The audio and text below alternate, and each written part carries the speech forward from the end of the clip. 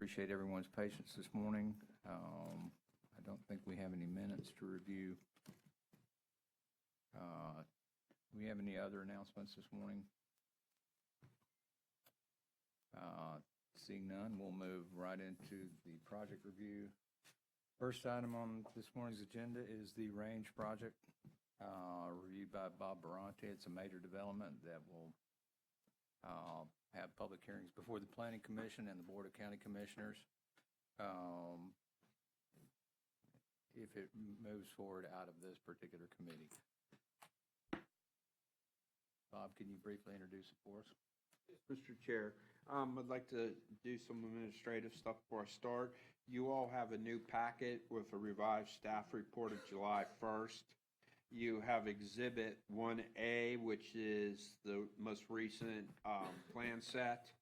You have Exhibit 1B, which is a letter of opposition from Bennett Farms and Land Investments, Ltd. And you have a Stearns Weaver Miller letter of objections 1C. I'd like to enter this staff report into the record. So, it will be so entered. Thank you. This is a major development order application submitted by Core Engineering and Consulting, requesting approval to construct an outdoor shooting range and associated infrastructure on 48.34 plus or minus acres with a future land use and zoning category of state residential. Mr. Chair, there has been a resubmittal since I printed this the day before. All planning comments have been addressed. The two outstanding environmental comments will be addressed at resubmittal because the environmental engineer office is closed. There are no other outstanding comments. Engineering has determined that it does meet traffic concurrency. North Walton Fire has stated everything meets the requirements. The health department has stated that it will use a septic and limited use well, so they will have to meet the health department's requirements. There are two conditions of approval noted. I would like to turn the project over to the applicant. If you have no other questions from me. Thank you, Bob. Good morning, Ed Stanford with Core Engineering and Consulting. Thank you, Bob, for the introduction here.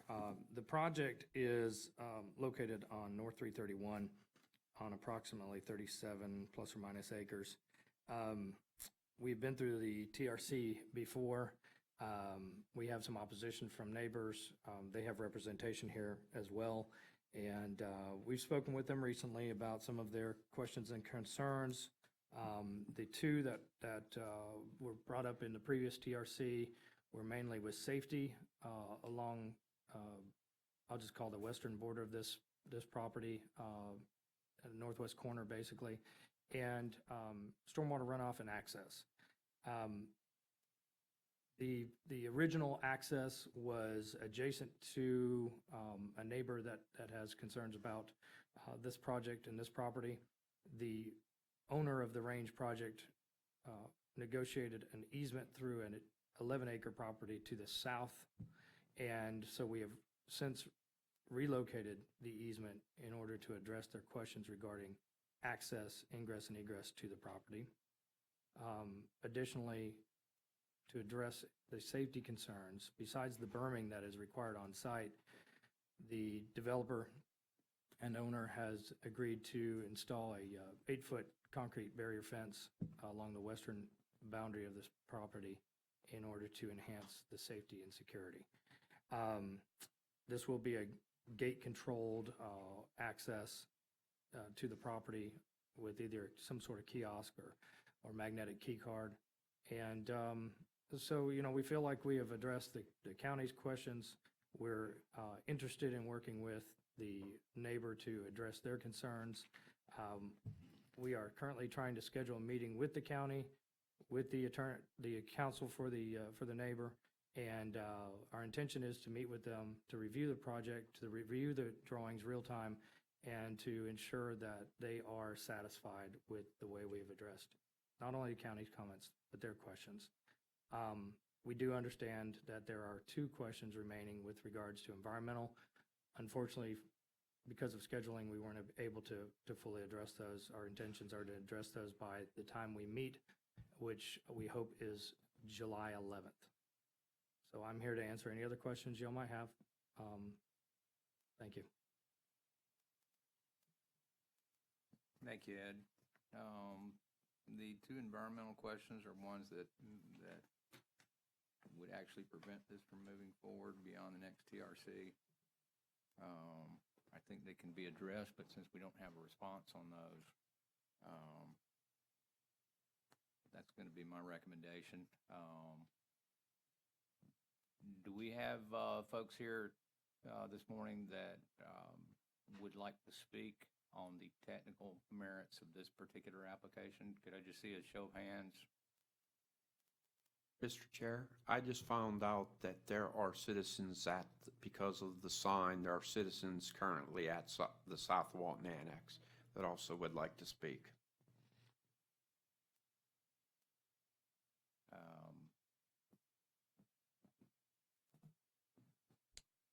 We have technical deficiency on the meeting location?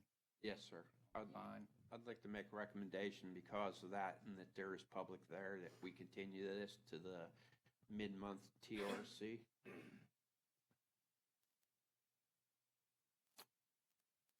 Well, we've got a number of people that did get the right notice here this morning, and the technical deficiency on the location of this particular meeting is another reason that we can't move this project forward this morning.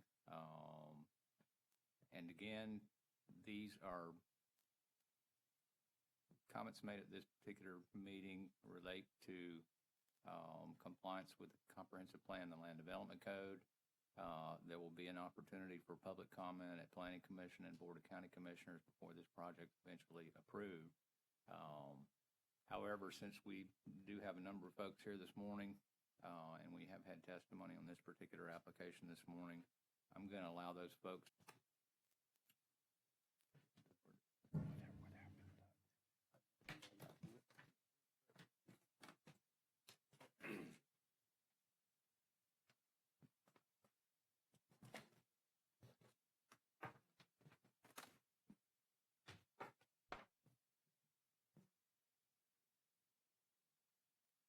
I'm not a very good singer. Ready? All Okay. right. Ms. O'Keefe. Sure, it's Kelly O'Keefe with Stearns Weaver Miller. And in light of the fact that the meeting has been continued, I'm going to condense my comments because some of the issues that we were going to discuss are directed at those environmental issues in particular, with respect to issues that are created by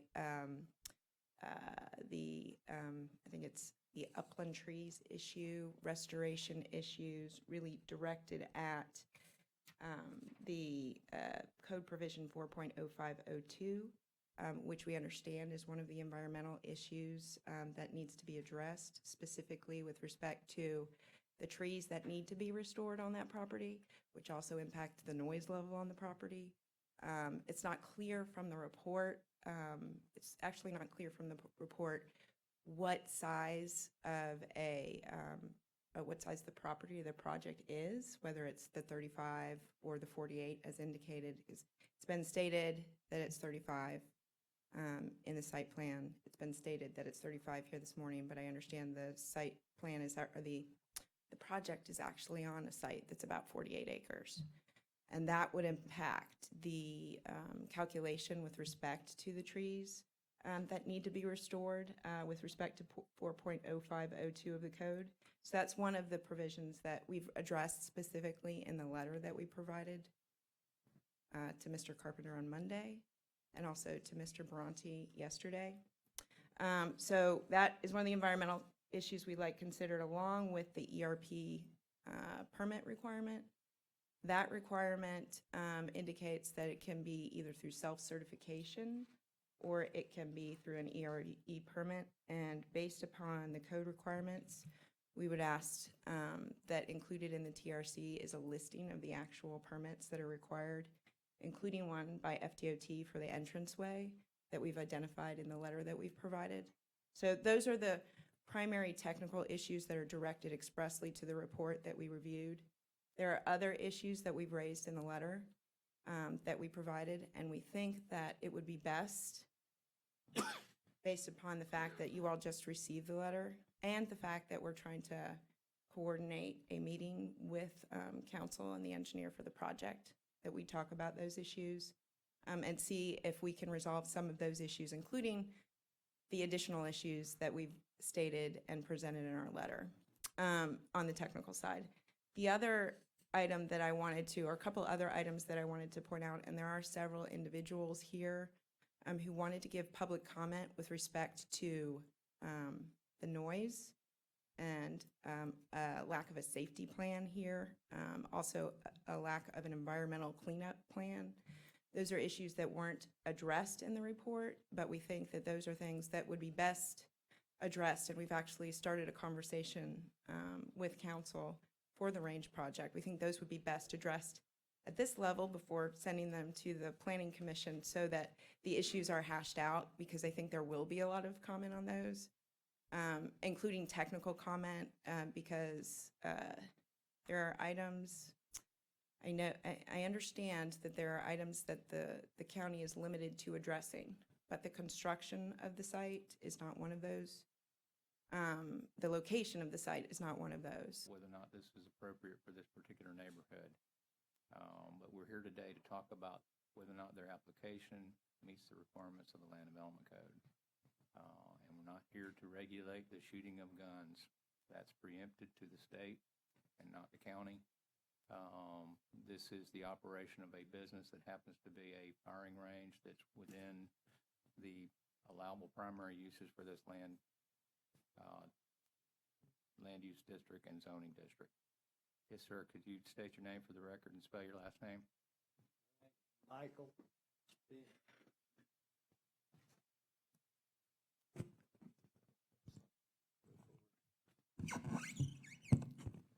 Can you hear me now? Yes, sir. Thank you. I live on Rock Hill Road. My property is adjacent to General Dynamics bomb range. Longevity means anything. I lived there 65 years, 8 generations before, to the 1830s. I am a service-connected disabled veteran. I have no problem with weapons. I have no problem with guns. I carry one all the time, except for now. And I have heard, I live right there. They're within, that old 357 I go 1,400 feet a second. It's a second from where I live. They're about less than 3/4 of a mile. I've listened to this already on the weekends. It's just like you're at my house. I'm on top of Rock Hill. I have the homestead deed to Rock Hill. If you look straight across, I can generally spit on the place, and I can sit there at my house, and they did it on last time on the weekend. It was just like being in the middle of a shooting range. When he shoots, it's at my house, because you're coming right across that old bay there. It's just a valley, straight across to where I'm at, okay? I got little children around there. There's 8 generations of junk and us around there, and I have to put up with that. During the week, I have to listen to a dump truck wake me up every morning at daylight with a compression brake, because all the hits are on Rock Hill. I don't get a break there. I'm beside the bombing range, 9 o'clock, siren goes off, boom, bomb goes off, 1 every hour. 25 dump trucks every hour. I'm there to count them, okay? I get a weekend off, but not anymore. If this comes in, I'll have to listen to that. I don't want to listen to it. They told me to go home and try to take it easy. I don't take it easy. Whenever I hear a gun shoot, I jump. I can't help it. I just jump. So I just wanted you to know where I'm at and how close I am, and I don't want to hear it. Could you give us your specific address just for the record so we know exactly E12, where you are? Rock Hill Road. First 3 houses down Rock Hill Road, I own, been there 8 generations. Showed up in the 1830s. Thanks, sir.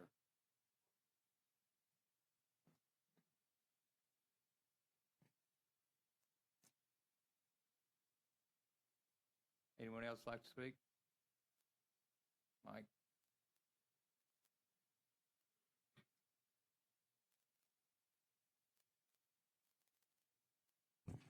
My name is Mike Clark. I own the property in between the proposed gun range and 331. As far as the technical portion of it, I have some concerns about they've been crossing my property without my permission. People that's been crossing my property are members. And until this development order issues, in my opinion, they're trespassing. Concerned about liability. And, you know, they have a proposed, supposedly new access. I've reviewed the contract. It's not signed by them. There's no earnest money down on it. It's contingent on getting a development order. Unless I have some protection, they claim they're not going to be using my property anymore, but unless I have some kind of written protection, there's nothing to prevent them from either not going forward with this new proposed access or to continue to use my property afterwards. Even if they use that other access, they'd still be able to use my easement unless I get something in writing that gives me protection against that. That easement, I gave that easement, my father-in-law owned that property before they did, and I on the front portion, and that easement was given not for the purpose of a commercial entity. Or as the sound issue, I can tell you that I went and spoke to Mr. Queen, who owns the property that they're proposing the new access. And when we were out in the yard, we couldn't even speak. The gun noise was so loud. We had to go in the house. And even in his house, it was difficult for us to talk. The location of that house is about the same distance as my commercial property. To be honest, I feel that if this is the wrong location for that entity, too close to 331. 331 has more traffic than Interstate 10. And it's going to, not only am I concerned about safety, but it's going to devalue my land significantly. So that's why I'm here. I thank you. I'd urge everybody in this committee, this is a serious matter. We're setting a precedent. Once they receive a development order, as Max stated, we can't do anything about it. Now is the time. Promises have been made in the past and not kept. I don't feel that we should move forward until every criteria is put before us and accepted before we move on to planning or the county commissioner. This is very serious.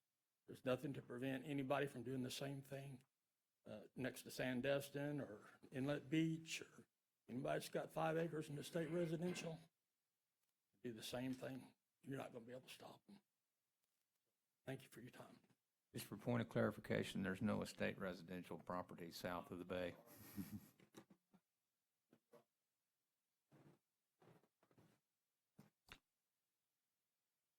Stephen Tatum, I'll be very brief.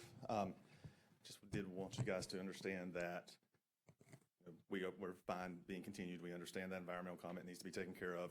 And at planning, we intend to have a National Sports Shooting Federation analysis of, or an individual that works for them, analysis of our project, showing the safety, showing the sound, showing the lead issues, So that will be taken care of, but that's not part of what this meeting's about, as Max said. So just wanted to clarify those few points, and we are meeting with Mr. Clark and his attorney, and hopefully we'll come to some kind of resolution prior to that. But I just wanted to share that with you. Thank you. Will there be any report on that forthcoming prior to that meeting? Prior to the 11th meeting, or the planned meeting we have with them, or prior to the next TRC? Prior to the next TRC? Hopefully, but I can't guarantee it. We've not even, Mr. Cummings, we've not even actually spoken, well, they've spoken with him, but we've not engaged him yet. But he is our guy. It just took a while to find one because apparently the preeminent man around here on that was kind of conflicted because he used to own this property. So the man who you would normally go to for this analysis we couldn't use. Any other questions? We had that. I would love to have it to you also. Thanks, Good, Stephen. okay. Anyone else wish to speak on this particular item?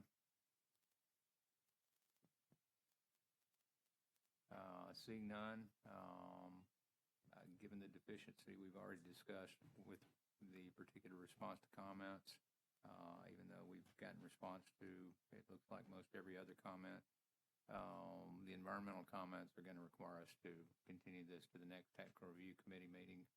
And I'd like to entertain a motion to continue at this time. Part of the continuation for it to go to the next meeting is they post a proper sign with the proper meeting location. Yes, because if it is not proper, we will not hear it. And the reason we were hearing this morning, overcoming the sign deficiency, is the number of folks that were in attendance that did get proper notice and had made the effort to come and speak this morning. We wanted to give them an opportunity to speak at this meeting. But we will be continuing this to the next TRC. We could have that motion. We have a motion. Do we have a second to continue this item to the July 17th Technical Review Committee meeting at 9 a.m. Excuse me, at 8:30 a.m. in this location? We have second. Any further discussion? All in favor, please say aye. Aye. Any opposed likewise? This item is continued to July 17th. Thank you very much.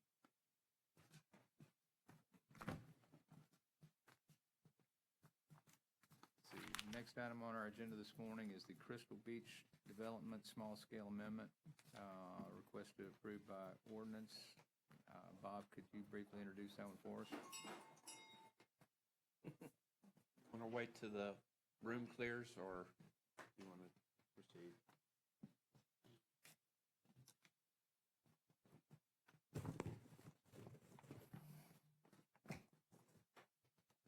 Yes, Mr. Chair. This is a small-scale amendment application submitted by Jenkins Engineering on behalf of Crystal Beach Development of Destin Ltd., requesting to change the future land use from commercial to industrial and extractive uses, and change the official zoning map district from general commercial to light industrial on 2 acres of land. The project is located on the east side of Highway 331, south approximately 0.15 miles north of Sweetwater Lane, is identified as the parcel identified in your staff report. This proposal does not contravene the goals and objectives and policies of the Walton County Comprehensive Plan. The reason why they're requesting this change is to allow the applicant to use the property as a cabinet manufacturing business. It's compatible. There are no outstanding comments. All comments have been addressed. And I'd like to turn it over to the applicant of Jenkins Engineering. They're here, and unless you have any other questions, then I'd like to enter this into the record, please. Thank you, Bob. So moved.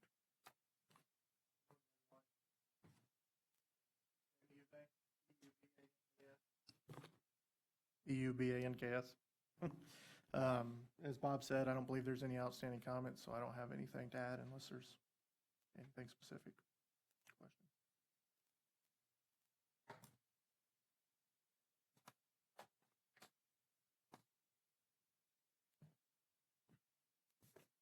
Any questions of the dais?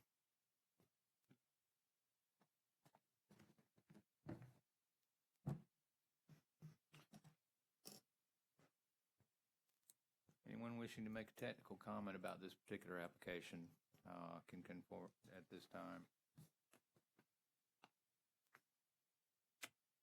Seeing none, do we have a recommended motion? Chair, I recommend approval and move it to the next appropriate planning commission for its meeting. Thank you, Bob. We got a recommended motion. We have a motion at the dais. So moved. We have a motion. Do we have a second? Second. Have a second by Anna. Any further discussion? All in favor, please say aye. Aye. Any opposed likewise? Motion's carried.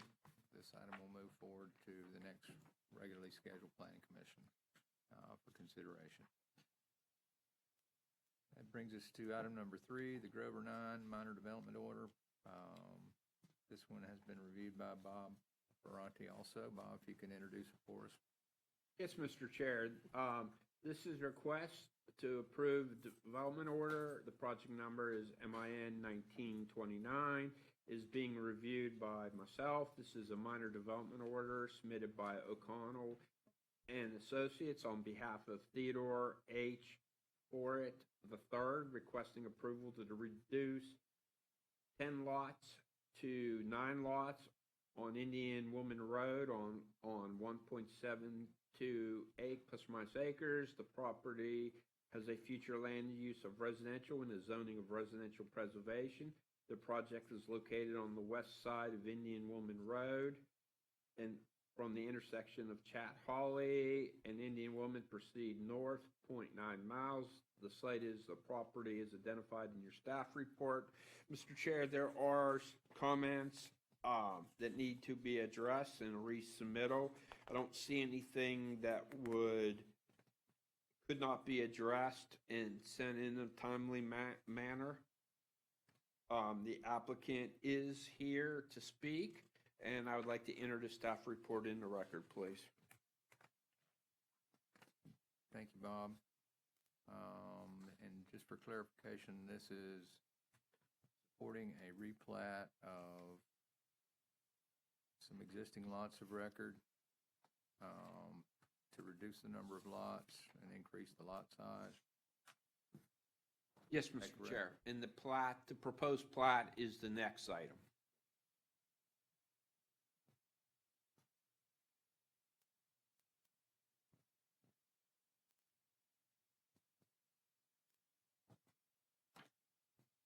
Thank you. Comments from the applicant?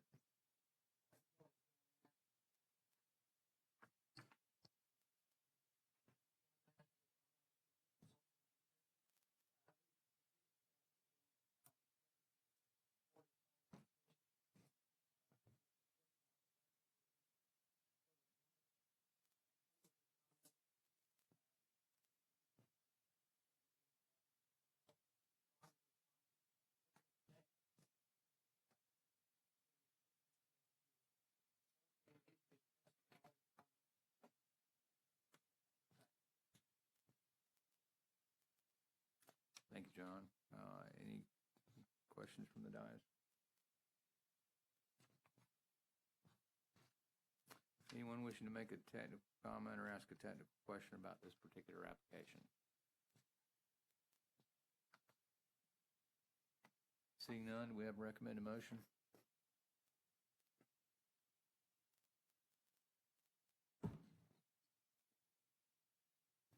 Oh, I'm sorry.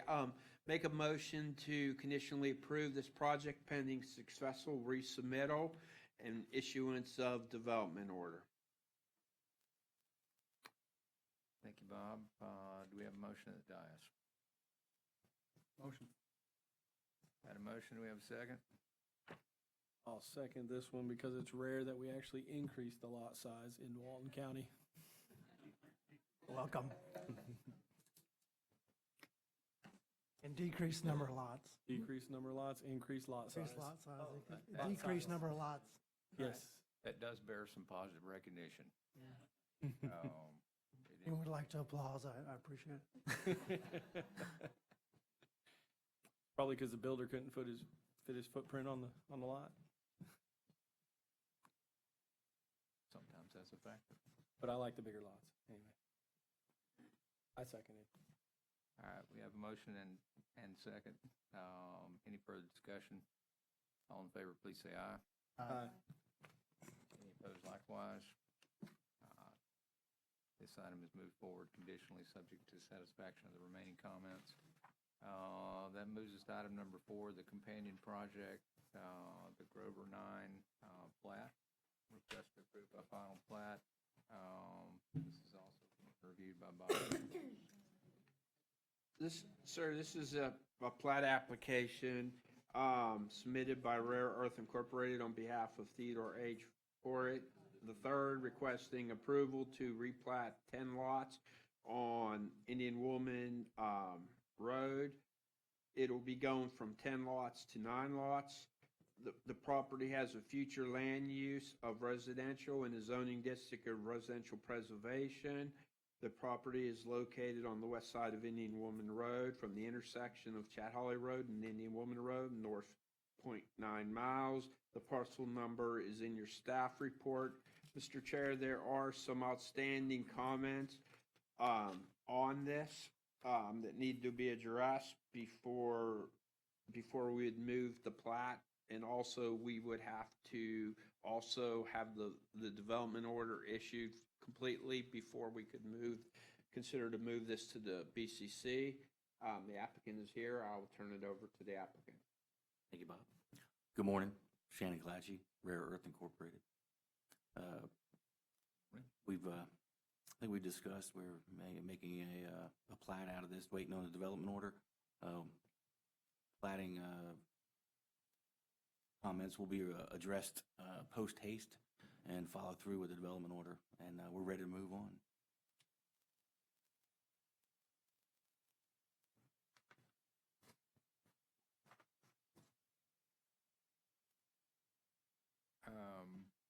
Can you address the technical comments?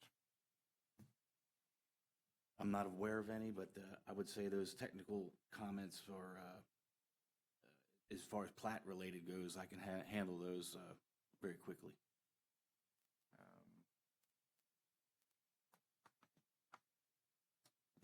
Has he received a copy of the comment?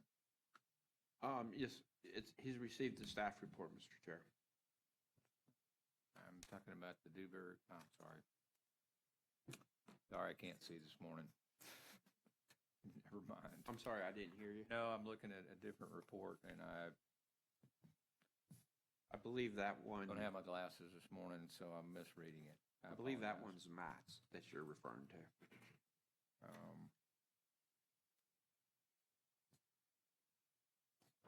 Looking at the staff report, there's not any comments from the surveyor, just a few things from planning I think they could address.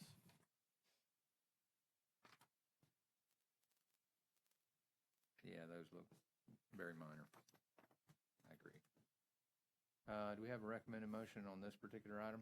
Yes, Mr. Chair, I recommend a motion to conditionally approve pending resubmittal and addressing all the comments, and also holding this plat until the development order is issued, and then schedule it for the next appropriate BCC meeting.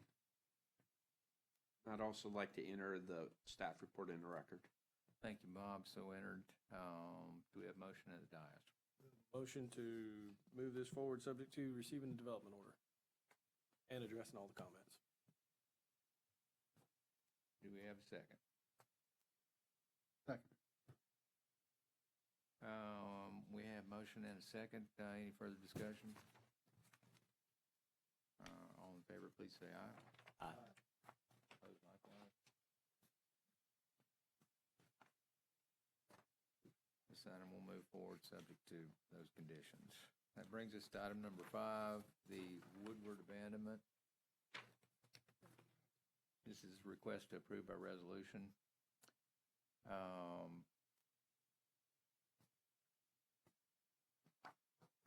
think we may still have some outstanding comments this morning on this particular, or at least at press time, for this particular staff report.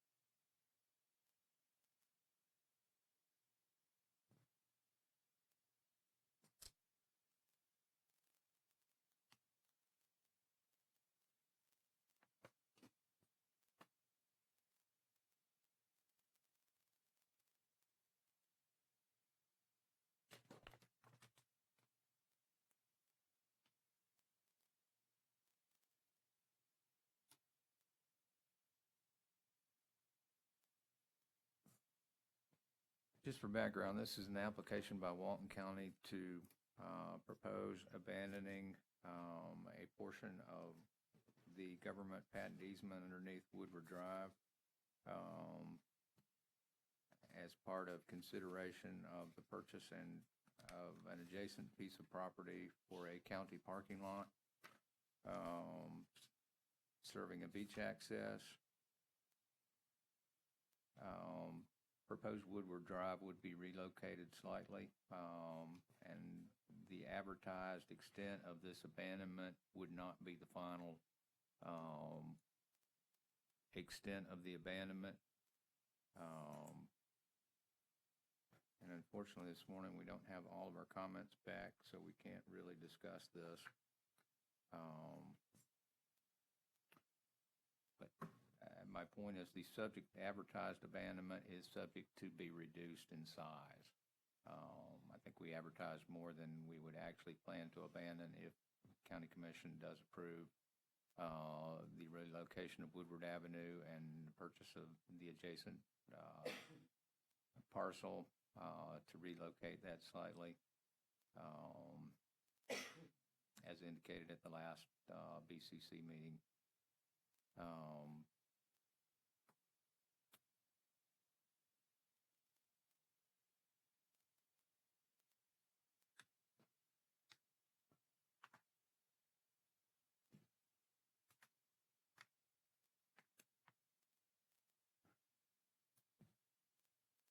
We will accept some technical comments. Is there anybody here that would like to make a technical comment about this proposed abandonment application? If so, if you'd like to come to the podium, we'd entertain that at this time.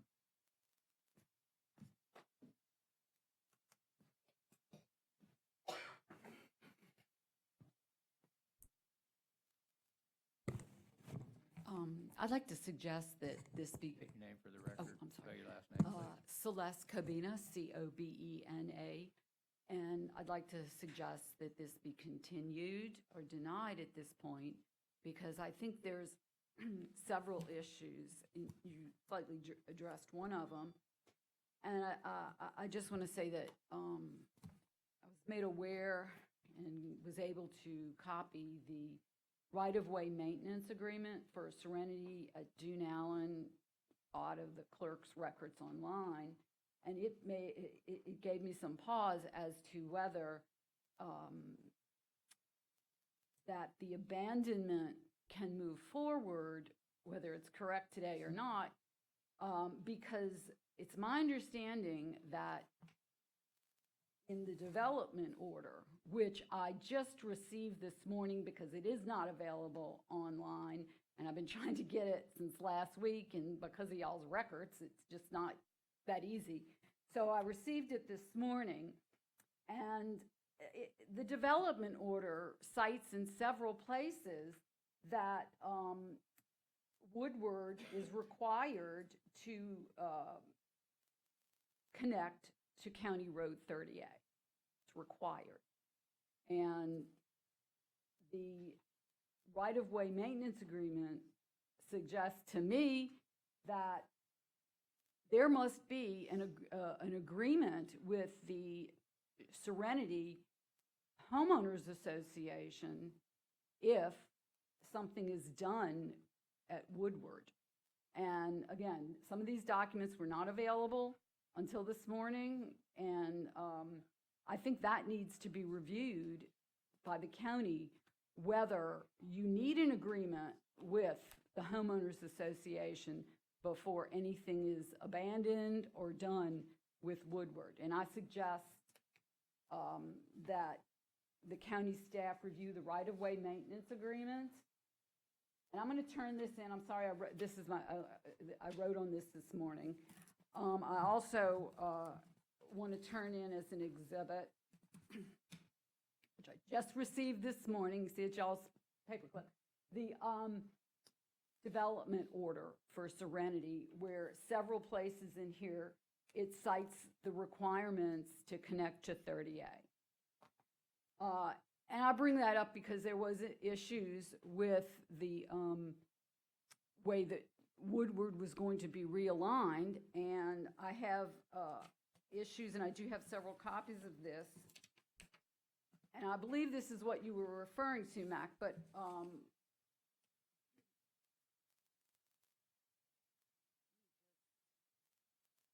here, and I want to turn all of this in as for the record. If anyone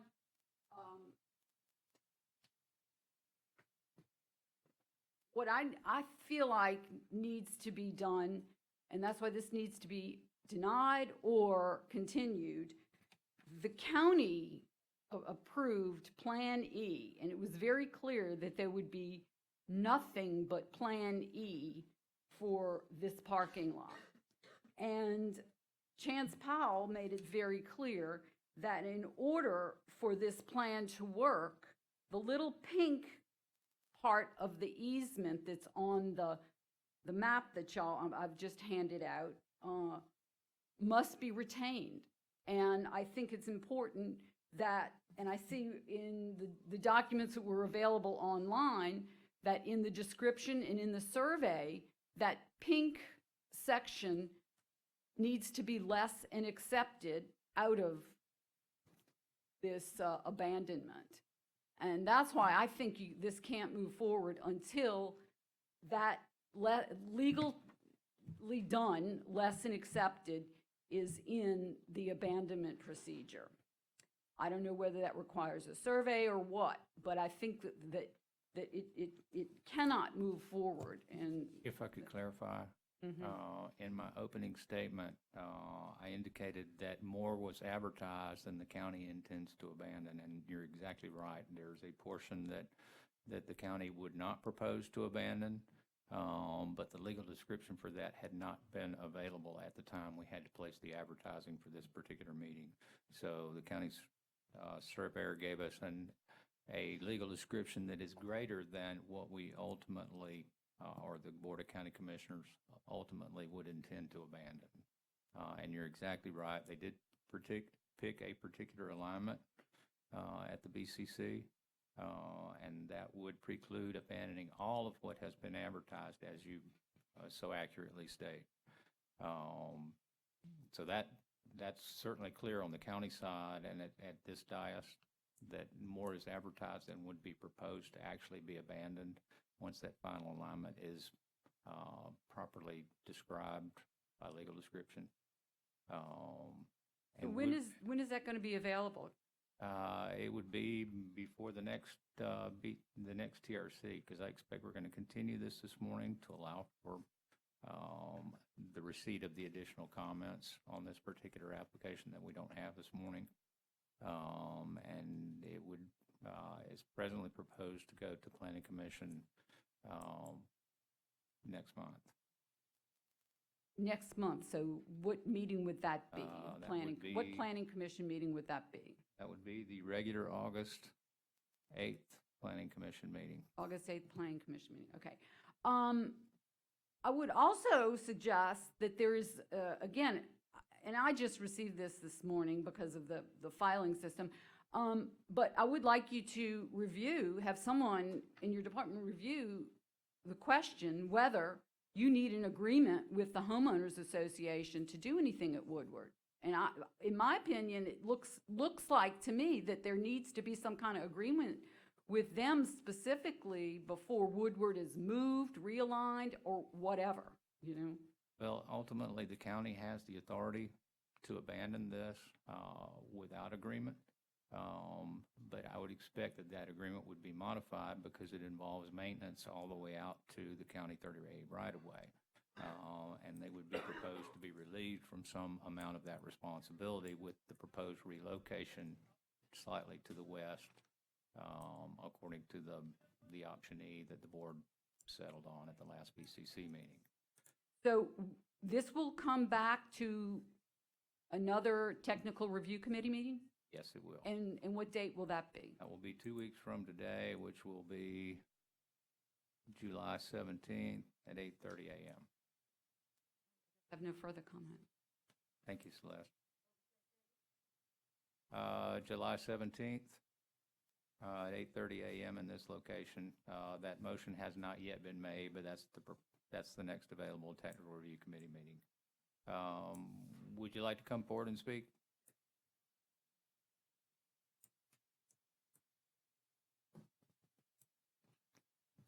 My name is Jacqueline Fudge, F-U-D-G-E, like the candy. Live at 89 Beard Road, and I'm in Beach Highlands Edition 1. I'm speaking today subsequent to a meeting with Chance Powell and a conversation by phone with County Attorney Sidney Noyes. And they both made comments to me that gave me pause, and that's why I'm here today. When I met with Chance, we were looking at Plan E together with Jay Tusa also.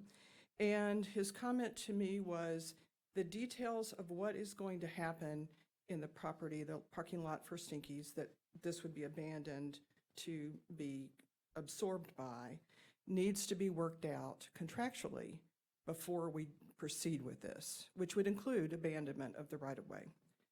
When I spoke with Attorney Noyes yesterday, she said the contract details had been finally worked out, but that she did not recall that any details about the plan of action of what, or the request that Stinky was going to make to absorb the right-of-way into their property. So I'm advocating that we look at the comprehensive plan. We look at C as in Charles, M as in Michael, 1.1.1, the fact that we're within 300 feet of the coastal dune lake preservation zone. Okay, that's one factor. Then we also look at the transportation plan, T 1.6.5, that we look to protect the need for future right-of-way. So we want to make sure that what we're doing here is the right thing, and that's what I'm advocating for. And also T 2.3 to minimize pollution, because when we look at all of that firm, solid surface that's going to happen there, and the impact on the lake and the impact on the beach, we really need to think about all this before we abandon it. I've been involved before with a community, different neighborhood, my first home here, where the right-of-way was abandoned. There was a development order and a plan in place before the county gave up that right-of-way. And I'm asking you today, I realize this is being continued, but I want to go on the record because I'm going to be out of town on the 17th to ensure that the plan of action of what's going to happen with this property is in place before any further transactions take place. Thank you. In response to that, the plan will be in place before the BCC approves the abandonment of this particular parcel. It may not be in place during the process for these hearings, but it absolutely will be in place before the BCC acts, because this is merely a relocation of Woodward, not an abandonment or an extinguishment of that particular access.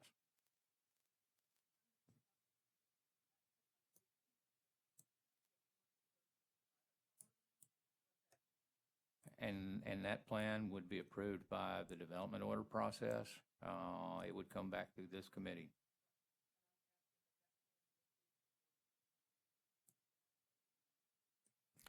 And I'm not sure that we can do that.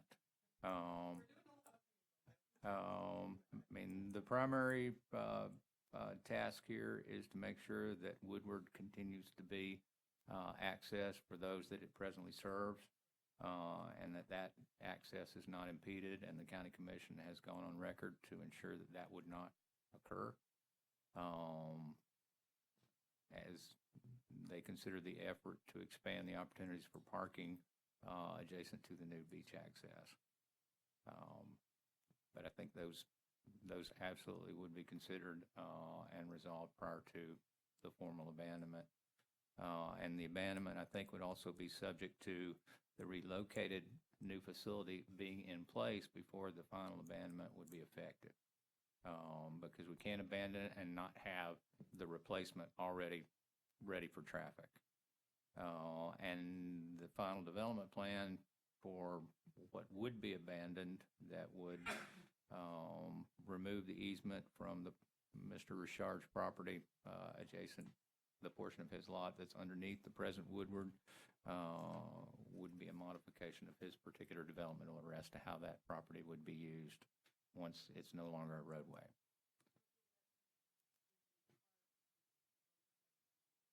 No, ma'am, it will not. Yes, ma'am, your comments are noted. Anyone else wish to speak on this particular item? Hello, just my name is Michael Smith. I live at 31 on Conscience Way. Want to say that I appreciate the opportunity to speak and the efforts to find a compromise to a bad situation. My question is the accessibility of Woodward at the present time. Just last night when I was returning home, there were cars that were trying to exit just onto third DA, and there were 3 cars deep. I had to wait on 30A to turn into Woodward because of the parking on either side of the right-of-way. It was just a 1-lane road. My concern is I've been hospitalized a couple of times for the last couple of months.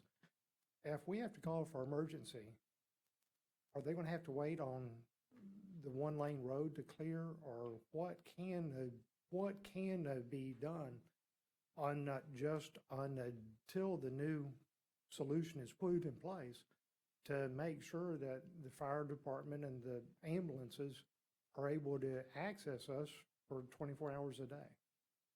I'll let the fire marshal speak to that. Sir, and I apologize. What was your first name? Michael. Mr. Michael. My name is Sammy. I'm the fire marshal for South Walton, and unfortunately, access is a big issue in South Walton. That's not a secret to anybody. What I can tell you, and I can go on record and tell you, is that we will always find a way to get to our customers. That has kind of been our mantra since I've been here. I'm going on 21 years. Is it cumbersome sometimes? Sure. Is it difficult to get to places? Absolutely. I mean, you have all day, I can list all the places that we struggle trying to get in. But what I can tell you, that we will always get there. We find ways to get in. Sometimes it's not pretty, but we will get to you. I promise you that. Now, I understand your concern, and to me, creating more access benefits the South Walton Fire District, and it benefits our customers. People don't always see it that way. They just see more roads, but that's not how we approach it. So when we look at these projects, that's what I have in mind. That's what I'm looking at. Can I get to you in a faster, more timely manner? Well, the issue that's currently at hand is Woodward now has a right-of-way of 33 feet. But Jim Richard with Stinkies owns a property that is underneath that. So he feels the ability to park cars on that right-of-way. Well, the valet, then they take a Ford F-250 that sticks 3 feet out into the road and has a trailer hitch on it that goes another foot out. Then they have a dumpster on the east side, and they can put a Mini or a Honda Accord just in front of that and get it off the road. When they put two cars deep in front, just when they do it, they are over the curb and they are into the 20 foot of pavement by 2 to 3 feet on each side. So you now have a corridor of 14 feet that's not wide enough for two cars to pass. Is it your position that it's okay for them to park in the road? No, it's never going to be our position to reduce access. Unfortunately, I cover 84 square miles in South Walton, Okay. and I have 84 square miles of properties that occurs. So I don't have an answer for you. I wish I did. I wish I could wave a magic wand and say, this is how we're going to make it happen. A lot of these roads were put in way before South Walton Fire District had input. A lot of these roads were put in probably before most of us were here. And I don't have the authority to come back in there and start increasing these road widths. If I did, No, I promise you we would. No. And I understand Right. the parking on the right of way. Unfortunately for me, that really falls under law enforcement. That would be a law enforcement issue. I do get notified of these, and when I do, I call the sheriff's department, and they do what they can with that. Just are you able to make a recommendation to the city attorney or to the commissioners that parking that it not be allowed just at least from the curbs in? I mean, that is always our position, is to allow us to gain entry to any road. We would appreciate we would appreciate the support that we are able to get. When we do call the sheriff, what we're told is that this is a private road and that they have no jurisdiction, which clearly you have an obligation to be able to reach us. Sure. So something doesn't seem to be clear in the communication on the county's position on this. I can personally call Thinkies and ask them to help us out with the way they park vehicles. Okay. Currently, I don't know what my actual authority is on a private roadway. It's not a private roadway. It is a public road, a public just a right of But way. if it's a public right of way, then again, that would fall under the sheriff's department to enforce those parking issues. Mac, do you have any suggestions on how to coordinate that with the city attorney and the sheriff? The actual item before us is the proposed sorry. abandonment, which is a part of the ultimate solution to the problem that you're describing, that others have described Completely. along Woodward. Right, I completely understand. I was hoping that in your technical review that you could address the continued use of that while the replacement road is being built, because you're right, the solution is the new road. Just while the new road's getting in place, We can certainly speak to the property owner and seek his cooperation on that while we're going through this process in the meantime. appreciate Be happy y'all's to do that. thoughts. Thank you.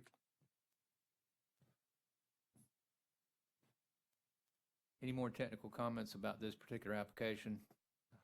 Yes, sir. Can you come to the podium and state your name for the record? Good morning. My name is Russell Hale, H-A-L-E. I'm a resident at 106 Old Winston Circle in the Serenity neighborhood. Just wanted to know, is there a technical or legal reason why the county is pursuing the abandonment of Woodward prior to the plan being approved and figured out? It's a condition of the sales contract that Woodward be abandoned and relocated onto the proposed property that's subject to sale. Yeah, I think there's some concern with the neighbors as far as Woodward's the only ingress and egress, the sole ingress and egress for 100 homes, about half of them being developed. And to abandon it prior to the contract being negotiated, is there a cause of concern that? No, it's one of the components of the sales agreement that this process be initiated, and the county agreed to abandon that. a condition of the approval of the abandonment would be that the new road be in place prior to formally abandoning the existing access. In other words, we can't leave you without access. Right, so starting this process and doesn't. the proposal is not to eliminate Woodward, it's merely to relocate it to the west onto the adjacent property, and then abandon its present, the present roadbed that crosses Mr. Richard's property. As Ms. Cabina had mentioned earlier, the amount of that is advertised in the legal description that was published in the paper as the public notice is greater than what would ultimately be abandoned according to the plan that the Board of County Commissioners had tentatively approved. But it is not to eliminate your access. It's to make sure that you have continuous access in the new improved environment prior to the actual abandonment becoming effective. But that's not on the designs or anything for the technical review of the abandonment? No, the replacement is not part of this particular abandonment process, but it would be a condition of the final approval in the resolution that the board would approve that would actually abandon the public's interest in this particular roadway. But it is clearly the intent of the county commission to replace this access immediately to the west, still connecting directly to County Road 30A. Thank you. As indicated in, I think, the option E that was considered by the Board of County Commissioners. Yes, sir. Can you come to the podium and state your name for the record and spell your last name? Hi, my name is Don Boyce, that's Boyce, and I live on North Bishop, okay? I have just one question, and that is, there is a small triangle of land that is in question about who owns or who will own this small little piece of property. My question is the maintenance of that small piece of property, because we all know that Stinky's delivery trucks, including a 10-wheeler Budweiser, blue, whatever you name, traverse over that small triangle of land.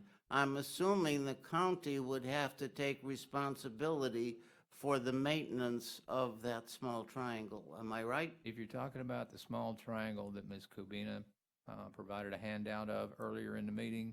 Well, I understand that would not be an area that would be traversed by delivery trucks for Stinkies. I'm sorry, I don't think that would be an area that would be traversed by delivery trucks to Stinkies.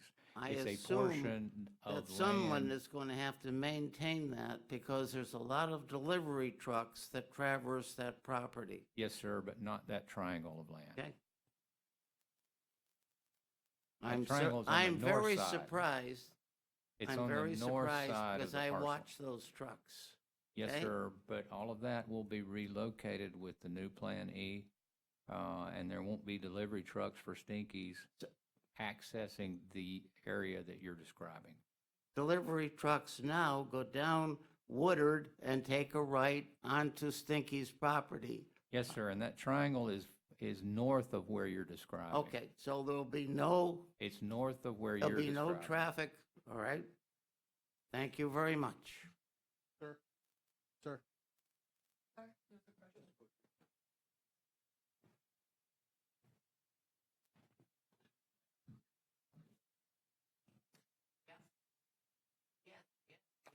Yes, ma'am, one more time.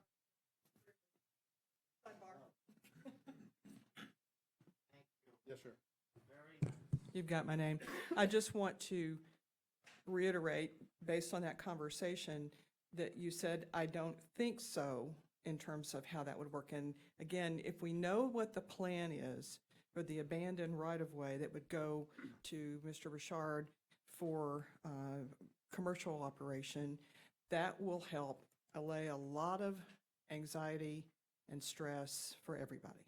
So advocating we do that. Yes, and I appreciate that, but that plan will not be available in final form. The county's plan for the parking lot will be, but what Mr. Richard ultimately does with the abandoned property will be subject to an amendment to his development order, which will not be decided before the county makes a decision on the relocation and the abandonment. It will come at some point in the future. Anyone else? Yes, sir.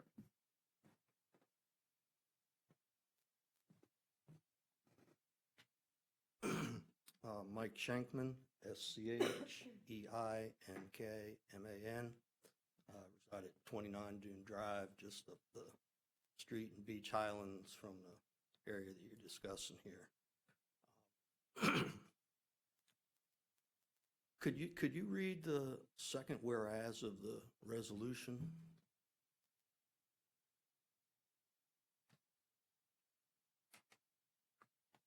I don't have it before me, or I would read it to you.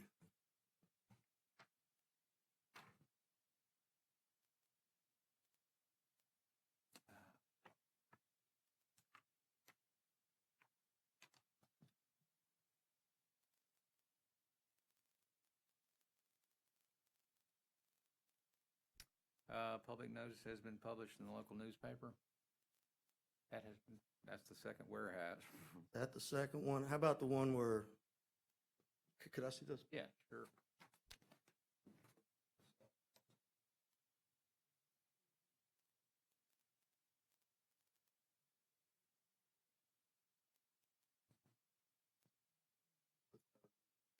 Whereas the board has determined said right-of-way as described above serves no useful purpose and does not deny access to any adjacent landowners.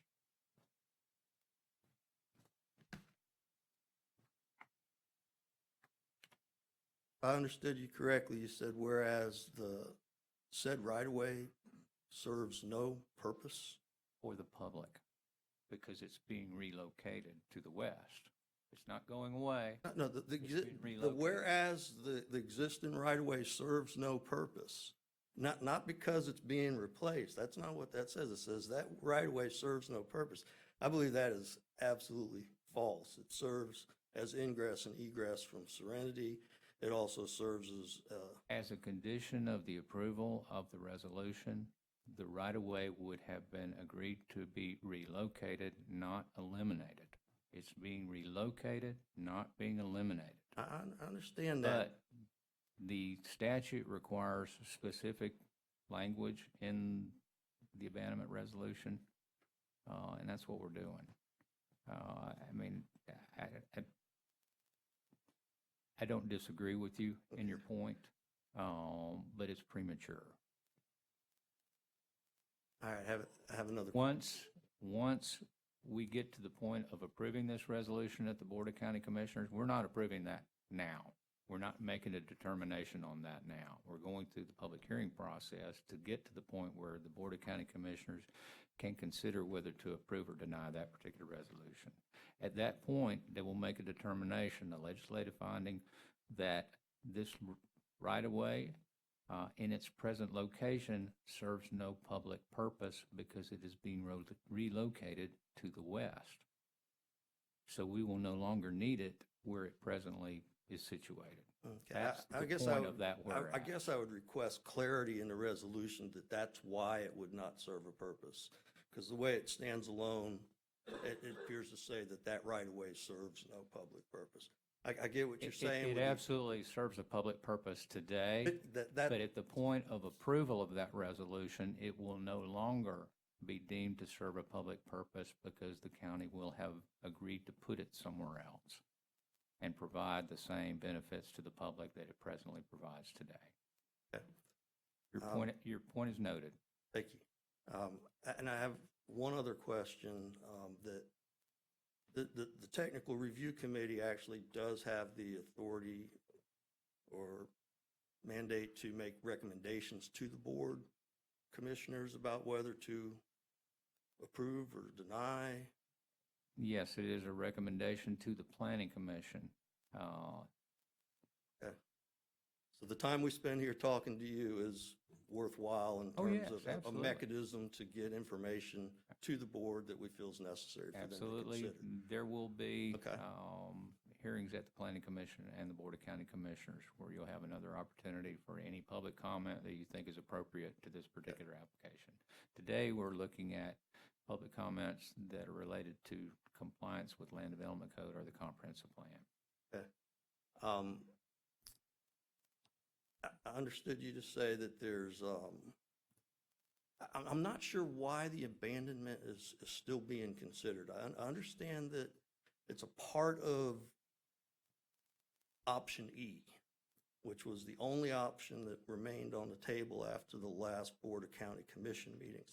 But I also understood Commissioner Chapman instructing Mr. Richard that if there was any conditions placed on the use of the property by the county after it was purchased, that he was not going to proceed with any interest in the purchase for the county. But option E embeds this shift into the right-of-way. And that's, the option E is the choice of the Board of County Commissioners, not an imposition by the seller of the property. That's their intended use of the property, to ensure that the folks that use Woodward Drive, where it's presently situated now, still have continuous and safe access, and it becomes a better circumstance than we have in that neighborhood today. So if the commission was to so desire, they could proceed with acquiring this property without the abandonment of the easement? Because I think in the sales contract, proceeding with the abandonment and the relocation of Woodward is But the sales contract has that condition for the abandonment of Woodward per the owner of the property, Mr. Richard, requesting. and agreement with the county commission. But the county commission's not obligated to proceed with the purchase with that condition being in there. They could also ask that that condition be removed if they wish to be. The Board of County Commissioners certainly has that authority. Okay. Now, with that kind of laid out there and made clear, why is it, I don't understand what the public, how the public benefits from moving the easement 30 feet to the west. I mean, it's not clear to me how that will improve the situation or help anyone. That was discussed extensively at the Board of County Commissioners, and they chose to select that option E that showed the relocation of Woodward and the continuous access to 30A as an improvement to safety and to provide additional parking for the regional beach access. That's not before us today, the merits of the abandonment. What's before us today is whether or not this application complies with the Comprehensive Plan and Land Development Code. We're trying to provide as much contextual information as possible to help folks understand why the county commission is proceeding with the abandonment in the timeline that we're in.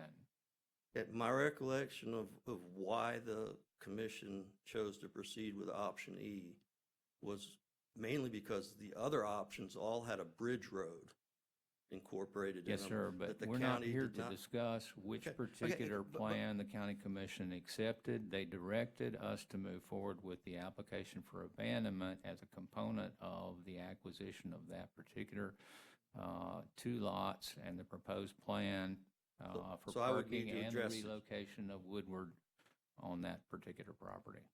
And that's what we're doing today. So to get a response to that, I would have to address that question to the county commission. Yes, sir. I think that would be the appropriate forum for that.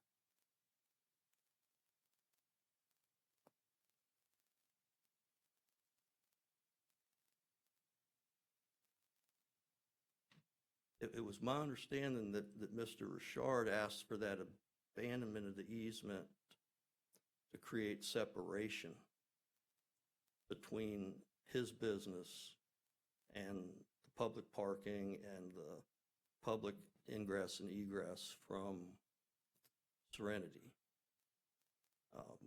Just shifting the easement does not accomplish what he asked for by putting that condition in. Are you representing him? I'm just stating it. It just seems to me, you guys are reviewing this, and I just want to put that out there for you to consider. A number of proposals considered by the Board of County Commissioners. And I imagine that various stakeholders had various choices amongst those proposals. But the one that the county selected at their meeting was the fifth option, option E. Which, by the way, was an option that the public was not aware of prior to the meeting. It was like a backdoor option that was just illuminated and presented at the discretion of the commission. Which they get to do. Come up with something that we haven't ever considered. So now we're going to debate it.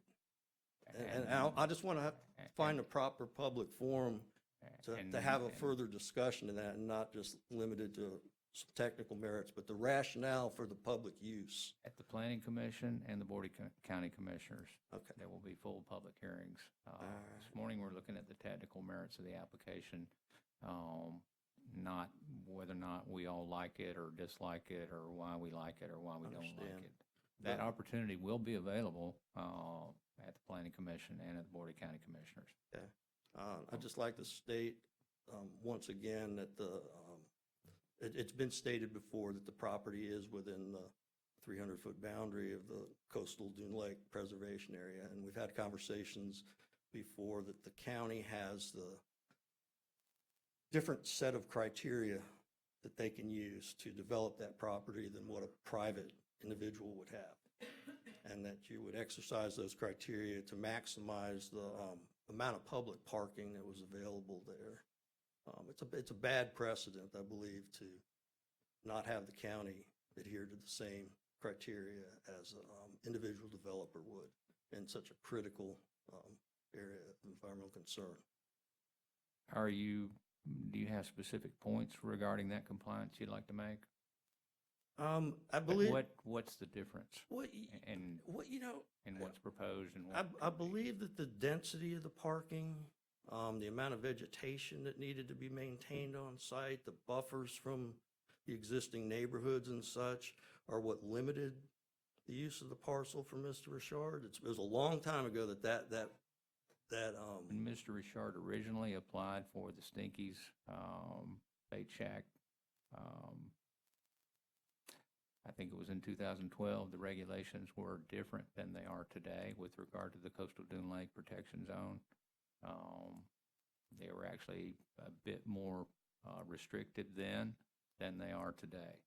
But the county is subject to those regulations that would apply to roads and roads right of way, and the county is absolutely sensitive to maintaining the health of the Coastal Dune Lake and improving the opportunity to manage that. Certainly with the county being in control of the property, the county can do things beyond what the regulations require. And it's my understanding that in the proposed design of this particular parking lot, the county is going to make every effort to minimize any impact on the Coastal Dune Lake.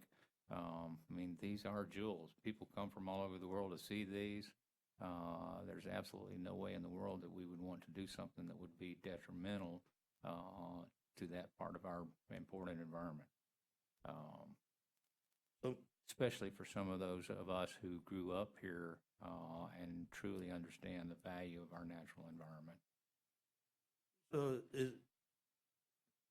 what I'm understanding then, Mr. Richard would have more opportunity to use that property than what he would have had when he originally applied, if he reapplied now to develop it himself. With regard to the Coastal Dune Lake Protection Zone regulations, yes, that is correct. Interesting. With regard to whether or not there is an opportunity to do a commercial development on this site, I can't tell you if there is, because when Mr. Richard originally applied, he applied based on the authority of covenants and restrictions, and that authority that's in the future land use district for residential preservation that allows the county to look at covenant and restrictions that predate the adoption of the county's comprehensive plan that allowed for some entitlement other than a single-family home on each one of those lots. And the original covenants did provide for that opportunity. Whether or not those covenants are still active for those particular lots, Mr. Richard was certainly investigating that. But if they're not active, he has no opportunity to do a commercial use on those two lots. It'd be restricted to residential.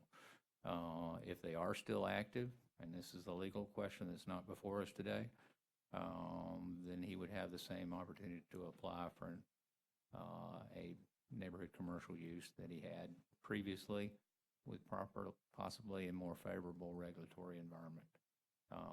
But that's a question for his attorney, and he's investigating that.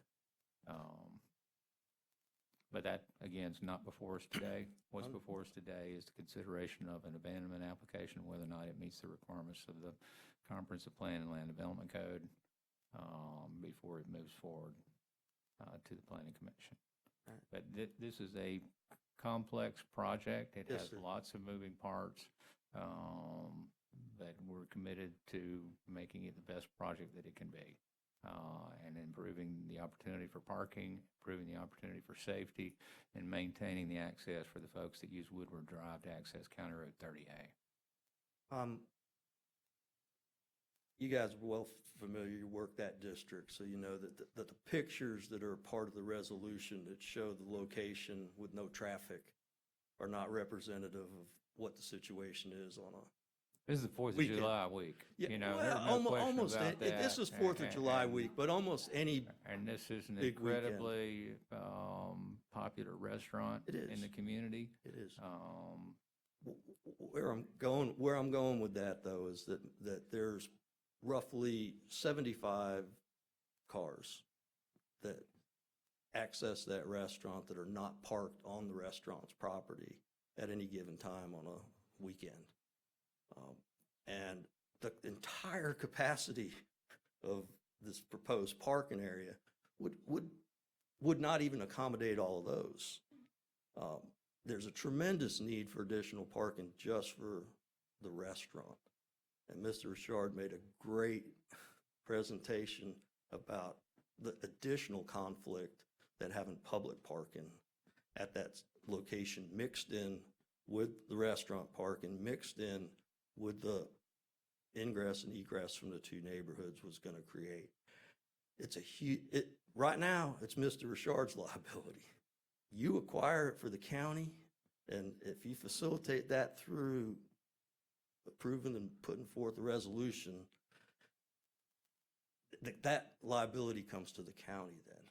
Every parking lot the county owns comes with its requisite liability, just like all of the public roadways. It's, And the but county it's been has, stated, it's been publicly stated by Jim Richard and many people here that there's a congestion issue there, and man, I don't envy you the additional liability by taking on ownership of that property. What I would suggest, look to the west at the, all that parking that's available over there at your elementary school, and using some sort of shuttle system to just loop people through the well, and beach parks. we're absolutely working towards transit for South Walton. You may be aware that we will have transit running on US 331 by Christmas time from Defuniak Springs to South County.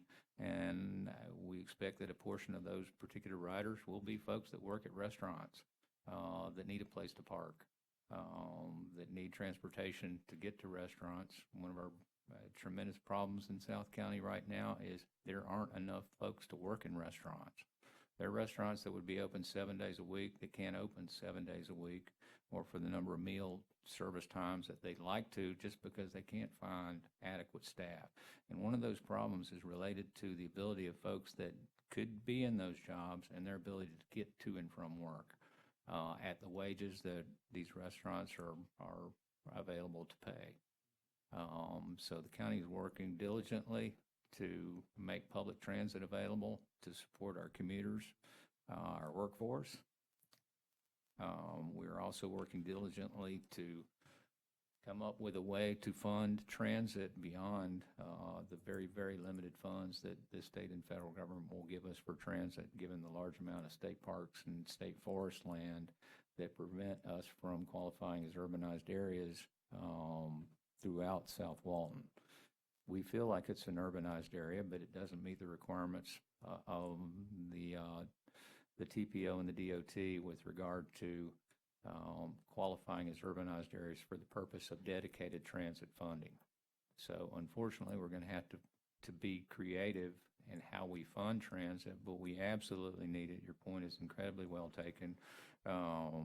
We definitely understand the need to limit the additional number of cars on the roadway and to reduce congestion by providing some alternate means of transportation.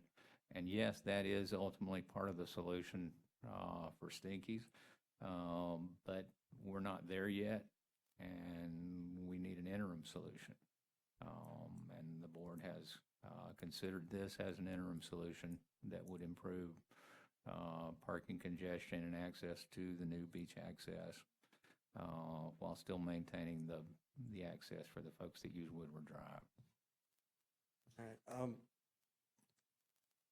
The location for that parking lot, those lots being a parking lot for either Stinkies, the beach access, or both, it makes a lot of sense in terms of, it's right there, it's available, there's been an interest in using it for parking.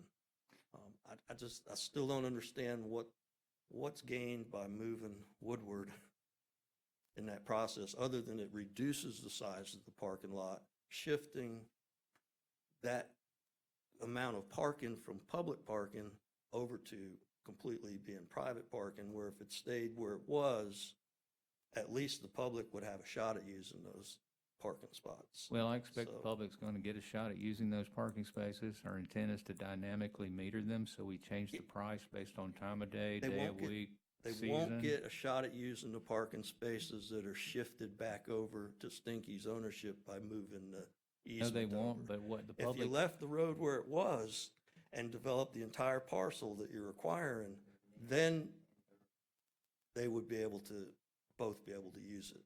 The public will not be able to use it because from what I've seen, Stinky's has not invited the public to park on their property. well, and I don't expect that they would. However, Exactly. a lot of Stinky's parking is occurring on public property, and we expect that portion to be relocated off of the public property, or at least the public right-of-way. Abandoning the easement does provide him more land to develop more parking through an amendment to his development order, which we expect that he's interested in doing. Which is land that you're giving up to him, public land. No, sir, it's private land. We have a public easement. We have one of the bundle of rights. But by he shifting, owns that land. shifting the easement onto public land, you're shifting the rights to develop those parking spots on that land over to the private entity. We are relocating an easement. Which is gonna and- reduce your and ability to use that property for That is being parking. considered in the price that is, and the appraisals, the relocation But of that since easement. parking is such an imperative, I think that you need to consider the importance of the parking spots for the public over the price differential of giving that property back to a private entity. And I invite you to make those comments directly to the Board I of will. County I will. Commissioners. I'll come And I back. would expect I'll that you come back, would. and I'm glad to have had the opportunity to try them out here in a little bit more educational environment and such, where I could, get your insight on some of there- this. 'Cause there will with be- the 3-minute time limit up in front of the county commission, it's very hard to engage in a conversation like this. I wish that, you guys are both with the fire department, is that correct? Yeah, I'm surprised that the police department's not represented. Sheriff's not here as well, but that would be nice, because the types of questions that were asked about safety that seem to get handed around might find a landing spot if we had everybody in the same place. I wasn't gonna say anything, but since you brought up safety, I do want to bring something up. I'm not gonna like what I have to say. Several years ago, about 5, 6 years maybe, Stinkies used to barricade Woodard. I don't know if those of you remember that. Okay? They used to barricade it because what I was told is that they didn't want people driving into Woodard and having to make a U-turn, coming into people's driveways and having to back out and come down. I'm the one, I say me, South Walton Fire District is the one that approached Stinkies on several occasions. This is after months and months of, before we found out this was occurring. We're the ones that made them move the barricades. We had a sit-down meeting. I went as far as almost filing an affidavit with the code enforcement to have them removed. And that's how far it got. During that whole time, do you know how many residents from that back area came to my office and said, that barricade's a hazard? None. It was a hazard for me, still a hazard Right, for me. right. I do remember that. I don't use Woodward for ingress and egress, but I did see. When I see a project I see that. when I see a project, in my opinion, that is improving safety and access, I guess I just don't understand why there's so much opposition. And I'm not here to say this project is right or this project is wrong. All I'm saying is, when I see a project that I feel is going to benefit us, benefiting you, I just don't understand why there's opposition. And I heard you mention that before. And if we saw the plans, I think this is part of it. A lot of it's in theory. We're going to do this, we're going to do that, but we don't know how that's all going to work together. I can't see the net gain in terms of an improvement without seeing the plan. So I don't know how you could approve the contract and the purchase of the land without knowing or being able to make a case for a better situation. Because I think if it was a safer situation and it worked better than what we've got now, a lot of the resistance would disappear. Yes, sir.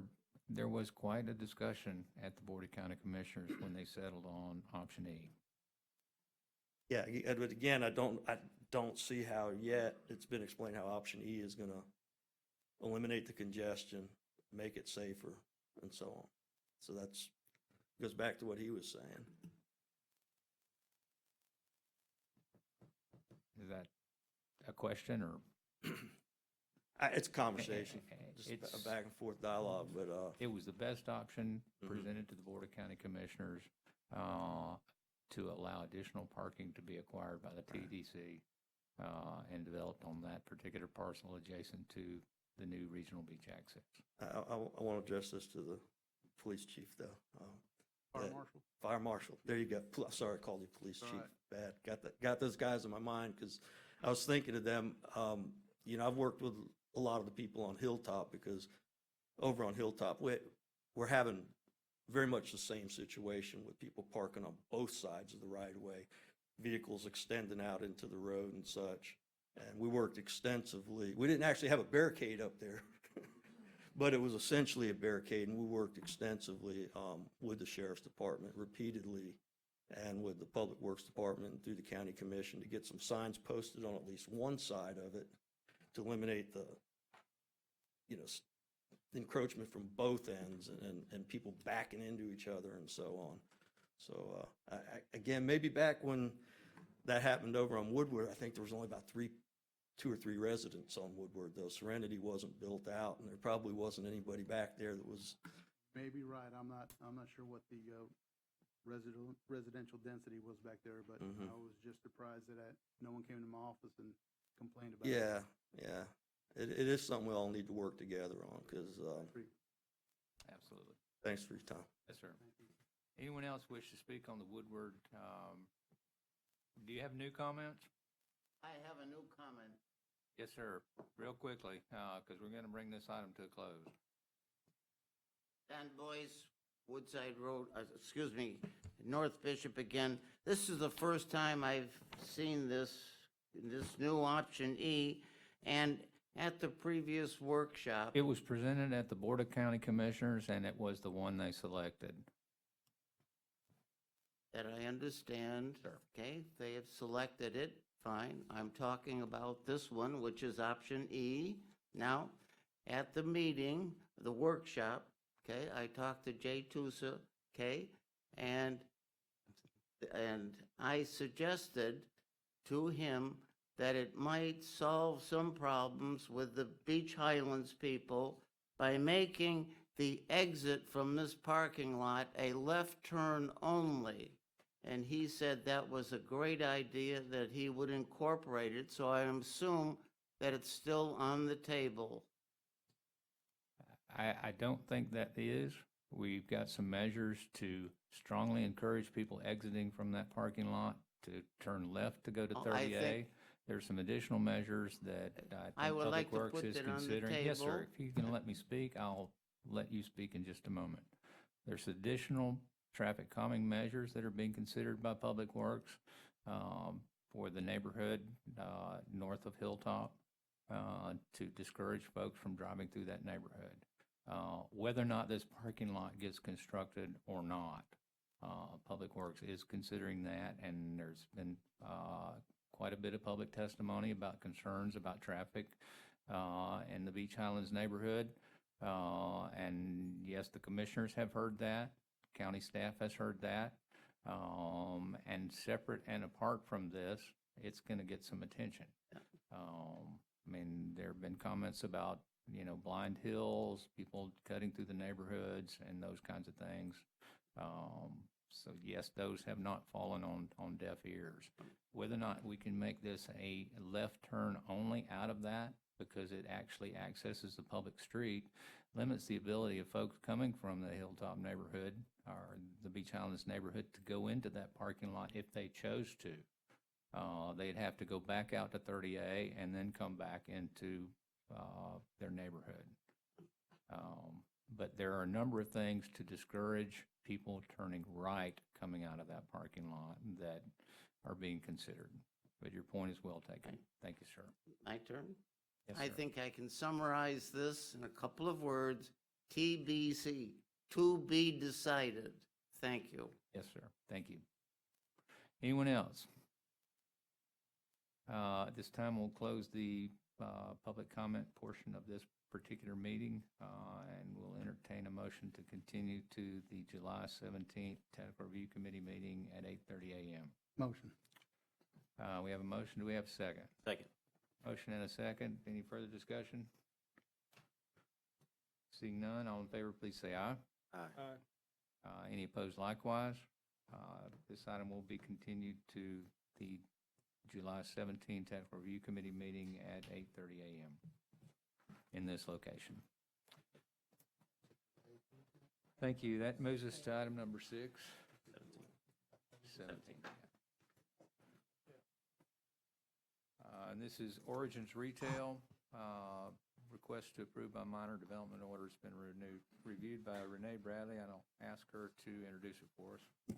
Yes, sir. This is a minor development order application submitted by McNeil Carroll Engineering on behalf of Water Sound Company requesting approval to construct a commercial multi-tenant building with 19,999 square feet of office and retail on 1.36 acres with a future land use of Bay Walton Sector Plan, Town Center, and zoning of the same. The project's located north of U.S. Highway 98 at the Water Sound Parkway North and U.S. Highway 98 intersection, and is identified by the parcel ID in your packet. Staff is requesting a continuance of this for 2 weeks to allow the applicant to come back with a revised survey. We also had some advertising errors. This was advertised as the watercolor based on the, it was St. Joe Company based on the application information. So with that, I can turn it over to the applicant, sir. Thank you, Renee. Robert Carroll, McNeil Carroll Engineering, 17800 Panama City Beach Parkway. We have received the comments and we have no objections to continue on. We'll get everything responded. Thank you. We have a motion to continue. Do we have a motion at the dais? Second that. We have a motion and a second. Any further discussion? All in favor, please say aye. Aye. Opposed likewise. This item will be continued to July 17th, Technical Review Committee meeting at 8:30 a.m. in this location. Thank you. That brings us to number 7, the Origins East Stormwater Master Plans. Request to approve by minor development order. It's been reviewed by Renee Bradley also. Renee, can you briefly introduce this? Yes, sir. This is requesting approval of a master stormwater management facility for the Origins commercial project, which was a portion of the project that was ahead of this one. Development on 4.12 acres with a future land use map designation of Bay Walton Sector Plan, Town Center, and official zoning district of the same. Project's located from Highway 98 east to Water Sound Parkway north, and the parcel is on the northeast intersection. And we're asking the same for this project, sir, that we continue it for 2 weeks to the, we're actually re-advertising this under the correct name and also getting a revised survey. And the applicant's here. Thank you, Renee. Robert Carroll, McNeil Carroll Engineering, 17800 Panama City Beach Parkway. Again, we've received the comments. We have no objections. We'll get everything responded and continue to the next TRC. Thank you, Robert. Got a recommended motion. Do we have a motion at the dais? Motion. Have a motion by Sammy. Do we have a second? Second. Have a second. All in favor, please say aye. Aye. Opposed likewise. This item is continued to the July 17th Technical Review Committee meeting at 8:30 a.m. in this location. Thank you. Thank you. Thank you all. But moves to number 8, La Bella Vita Estates. Pronounced that correctly. Some minor development reviewed by Matt Lambert. Matt, if you could introduce this for us. Yes, sir. Good morning. This is a minor development order application submitted by Emerald Coast Associates, Inc., and on behalf of Jody Favor, sorry, requesting approval to divide land into less than 20 single-family parcels on 2.3 plus or minus acres with a future land use residential and zoning of neighborhood infill. This is, just for everybody's reference, this is in the neighborhood of Inlet Beach Neighborhood Sector Plan. At the time of the staff report, we had not received public works comments, engineering comments, or South Walton Fire Department comments. I have attached in the back of, it should be on your table, is number 8. I received Dewberry's comments for engineering. They do have several comments, and also public works comments, and they do have several comments. Staff also had the similar comments for this piece of property, being the layout of the subdivision itself, with the flag lots is the best way to describe it. As you can see, staff comments basically state that the requirement for the land use development code, we asked for please provide all access points along North Wall Street appears to be less than the minimum of 50 feet between access points for driveways, and that's in your LDC 5.04C4B. It does state that all access points for driveways have to be 50 feet apart. That was our staff comments, and then similar comments are basic with engineering and public works. And the applicant is here to answer any questions. Good morning. Dean Burgess with Emerald Coast Associates. I've had an opportunity to read through the staff report, and I feel that we can respond to the comments prior to the next TRC meeting. I need to get with Sammy to get fire comments, but I can do that between the two of us and get the comments responded to and turn back around. Thank you, Dean. Any questions from the dais?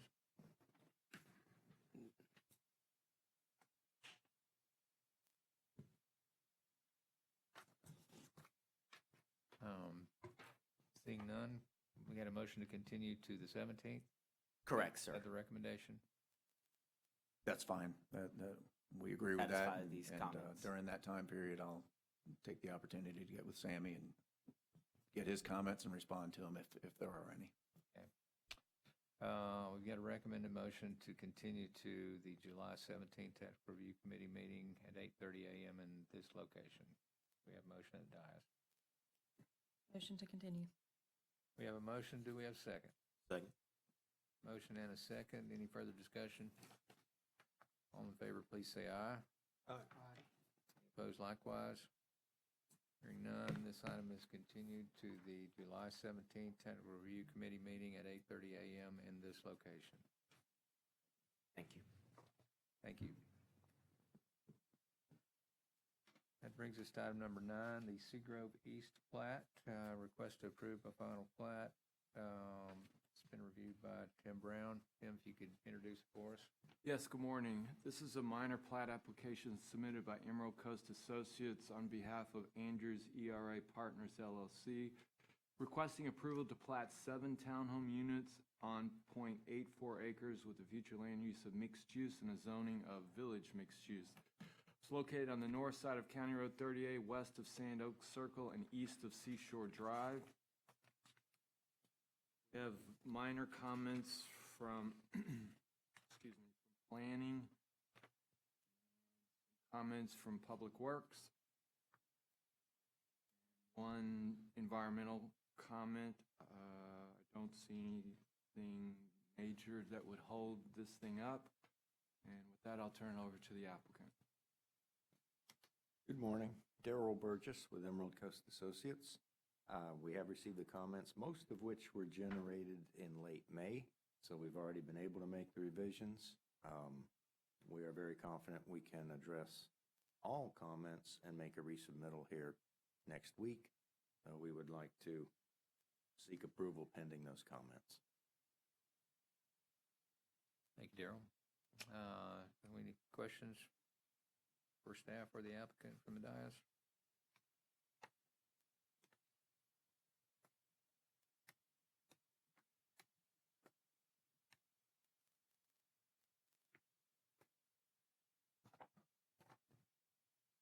Is the recommended motion to move this forward conditionally upon satisfaction of comments? Yes, that is the recommended motion. Do we have motion at the dais? I move as recommended. We have a motion and a second to conditionally approve this, subject to satisfactory response to the outstanding comments. Any further discussion? All in favor, please say aye. Aye. Any opposed likewise? This item is moved forward, subject to satisfaction of outstanding comment. Thank you. That brings us to item number 10, the Down Island Restaurant, request approved by development order. This minor development's been reviewed by Tim Brown.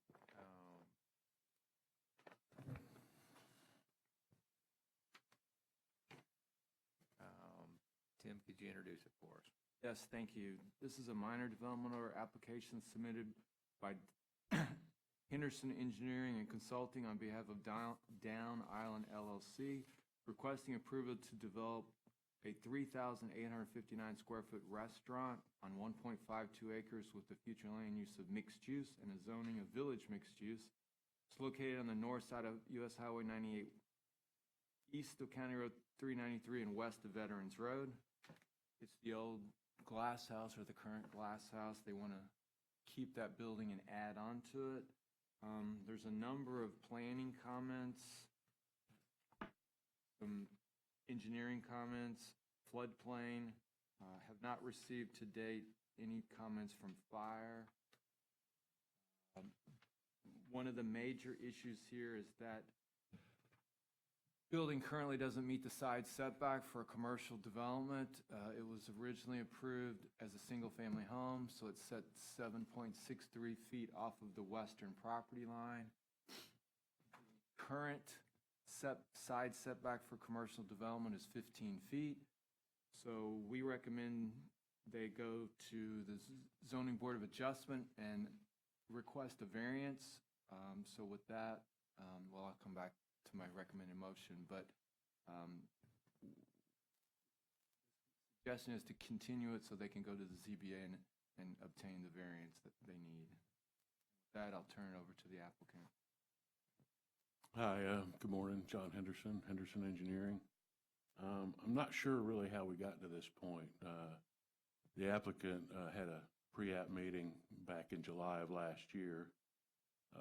First off, he was told that the county doesn't give variances, that he'd have to tear the building down. And then he was told that just don't worry about it. It's been a commercial building all this time and we'll just overlook it. And that's part of the pre-app comments, that the building's okay as it is. So then he goes and purchases the property from Dave, and we make application for the DO, and now here we're told we got to have a variance for the building setback. So it is what it is. We're here. I'm not sure how it all happened. I do have a couple comments, though, on the, or questions on the comments. Side setback, 7.5, or 10 foot, 15 foot now, commercial side setback. When we made well, I guess in the first pre-app meeting, it was still 10 foot. That was just changed. I understand it's going to be changed back perhaps to 10 foot. The new addition, the kitchen addition, is going to be, it's not going to meet the 15-foot setbacks. We're going to have to move that some more because we don't want to contribute to the hardship. So I'd like to know if that's going to change, if we need to go with a 15-foot commercial setback, if we can do a 10-foot setback on the new portion of the building, or how to address that. We can shift the building. All the plans have been done and everything. So we certainly don't want to have to do that. A couple other comments or questions. We got a 20-foot north landscape buffer. That's against the lake. Do we have to buffer against the lake that's there?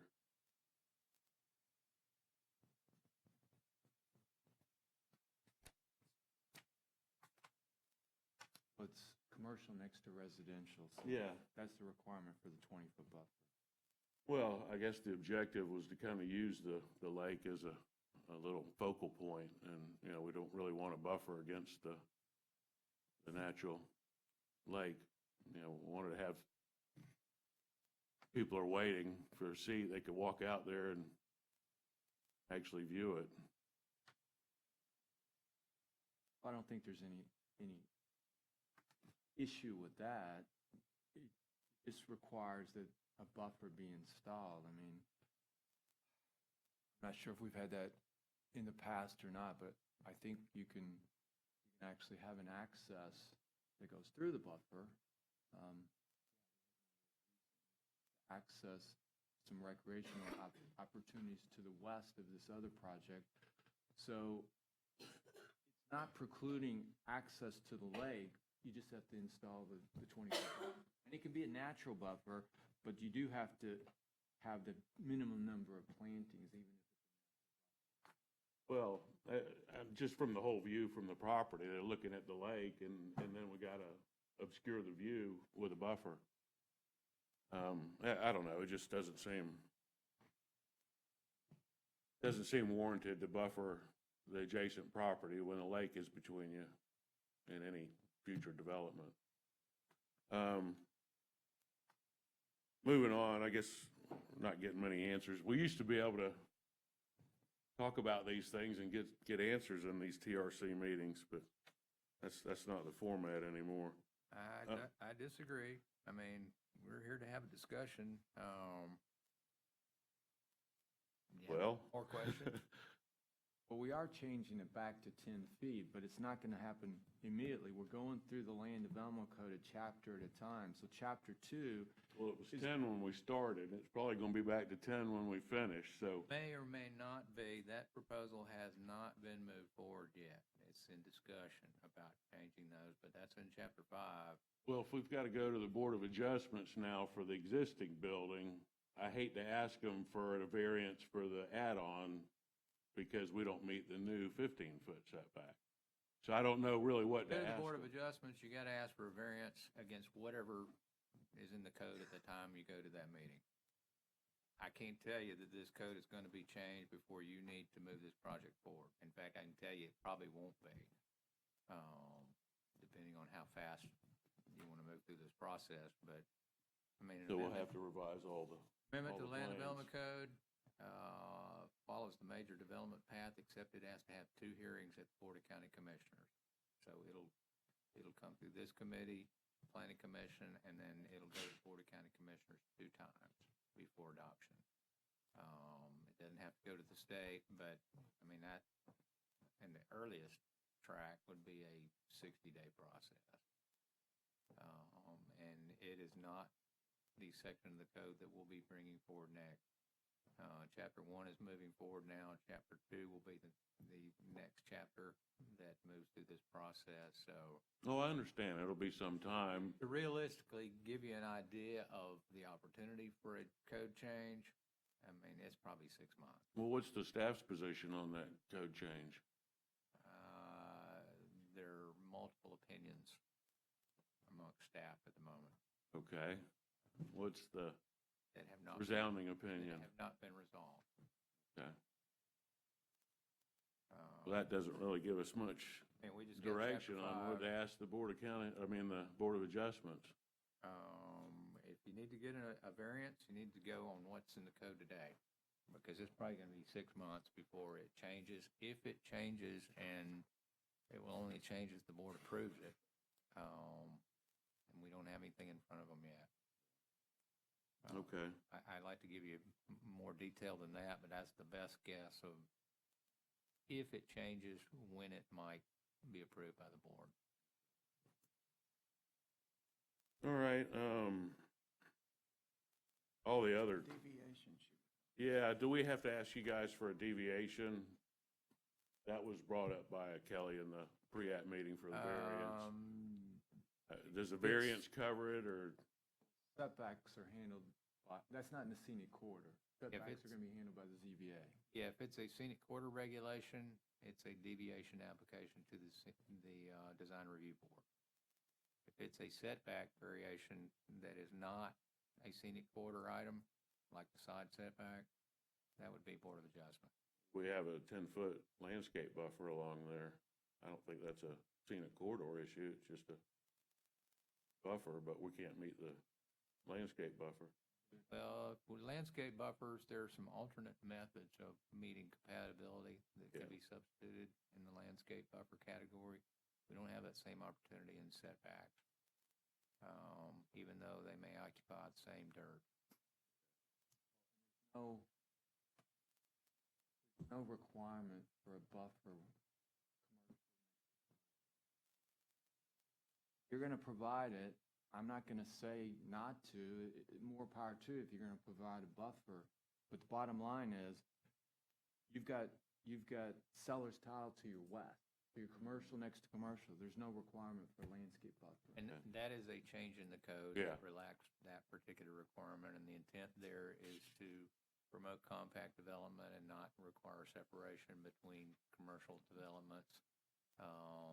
That would be a disincentive for walkability. Yeah, makes sense.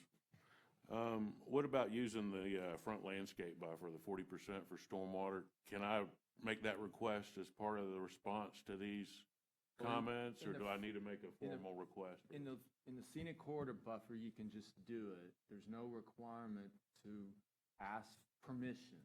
That's what this comment says. I didn't bring my glasses either, so I'm squinting. Well, we would consider that. aired if that's the scenic corridor buffer, because it is kind of interesting. In chapter 5, it specifically says you have to have approval by the planning director, but in what's now chapter 6, the scenic corridor, it does not say that. It just says you can do 40%. Yeah. If this is in the scenic corridor, then I erred by making that comment. Okay. But we would approve it anyway, just to give I guess the last comment, the rest of the engineering stuff is easy. I said the western 10-foot. Now, if you're not going to put that buffer in, We'll just eliminate it. yeah, you can eliminate it, but it does say the front to encroach into the western 10-foot landscape buffer. So it's not the front scenic corridor buffer. But we don't need the landscape buffer, but if we encroach with a stormwater, we need a letter? Yes. I mean, We need approval? showing- Okay, you're showing a buffer. That's why I Yeah, made the okay. comment. But there's no requirement for that buffer. okay. I guess the last question I had was on the floodplain management. We're only allowed to fill 1 foot, and of course, it's an existing site, so we really can't fill anything. We got to conform to what's there, but that just kind of struck me as peculiar because Seller's Tile, I know they were approved before. This is probably a recent change as well, but they're like 6 foot up right next to us. Got a big retaining wall on the property line? It's because they have a large wetland in the back. That's the way they were able to make that work. This is not a new requirement. This requirement's been around for more than a decade. It's 1 foot across the entire site, so it's all 3 parcels that you're foot. But I asked that question, how was Sellers Tile able to build up so high? It's because they have a large.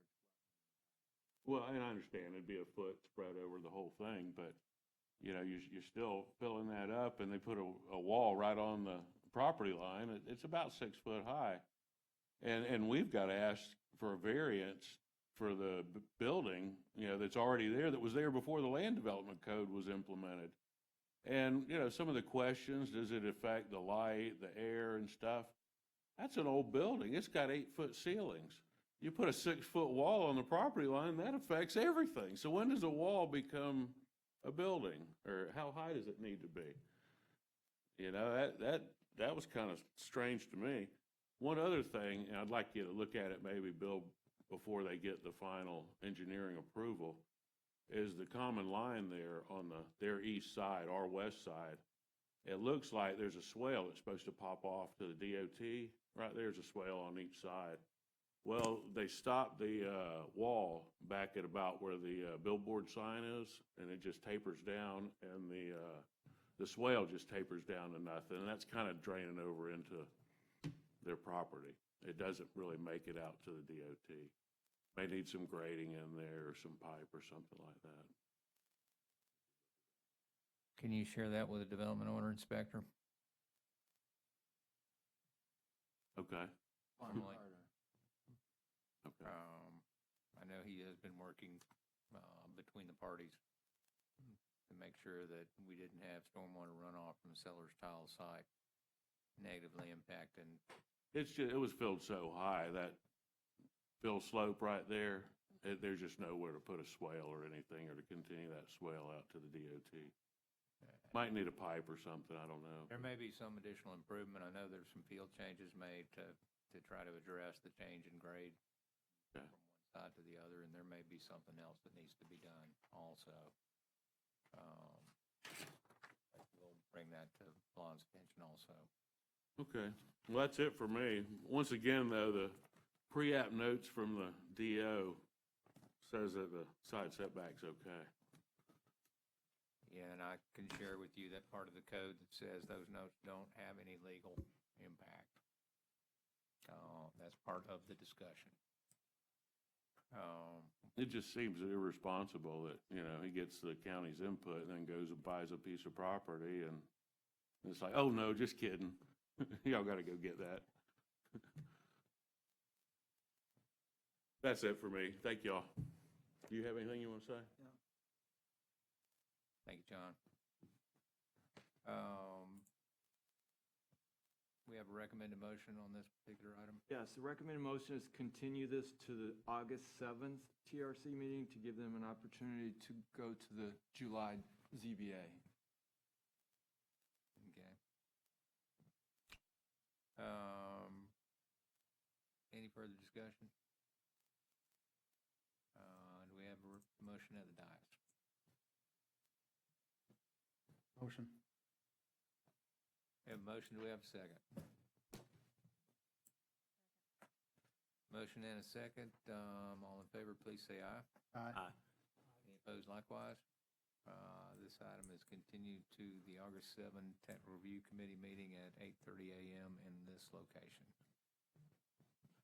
Make sure that date is right. Thank you. Thanks, Tom. Thank you.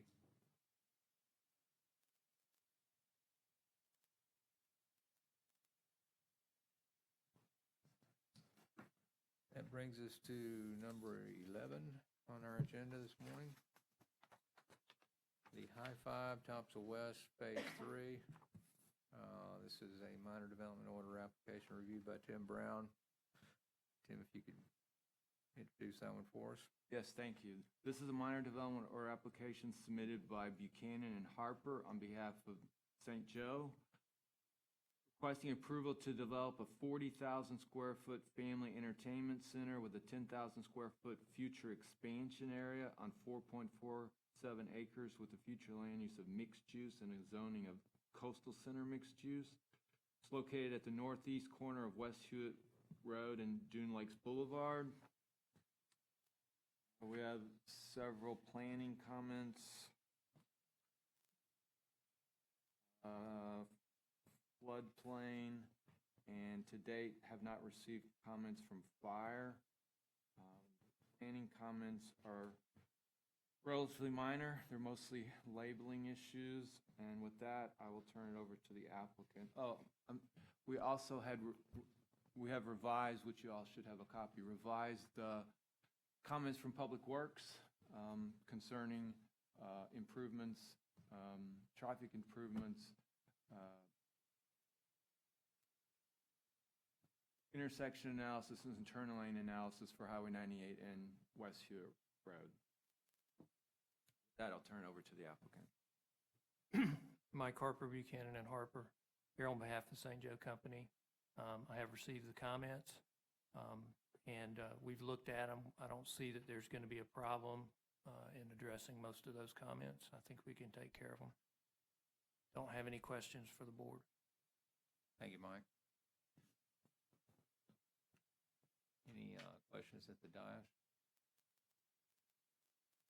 One question I have, are you thinking you can have this responded to in 2 weeks?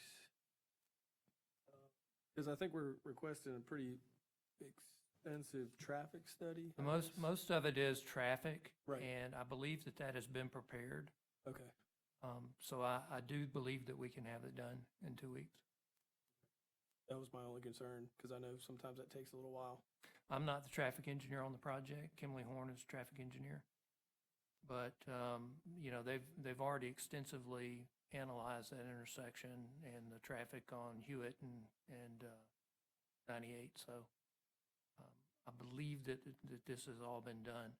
I understand that according to Tim, that y'all weren't able to find a copy of that study. I think it was submitted with one of the other developments and included all three of the parcels, it included all of Topsail West. So I believe that it's been done, and I just need to resubmit it. How long ago was it submitted, do you know? I think it would have been when it was submitted with the First Watch. I think it was submitted with the restaurant parcel just south of that, at the corner. That was an operational analysis, full traffic study, turn lane warrants. I believe so. We just need to see Yeah, a because copy to verify the uses. we got comments on First Watch about wanting the operational analysis for the signal. And so he had to go back and do, my recollection is he went back and had to add that to his analysis. And then it was submitted at that point in time. So I believe that it's been done, and that we will be able to provide that, which from the comments of those were probably the most significant comments were traffic. I mean, did it include the traffic from this 50,000 that's part of this application? My recollection is that it did. Okay. Now, that's just my recollection. I'm not going to swear to that. But I think we have it.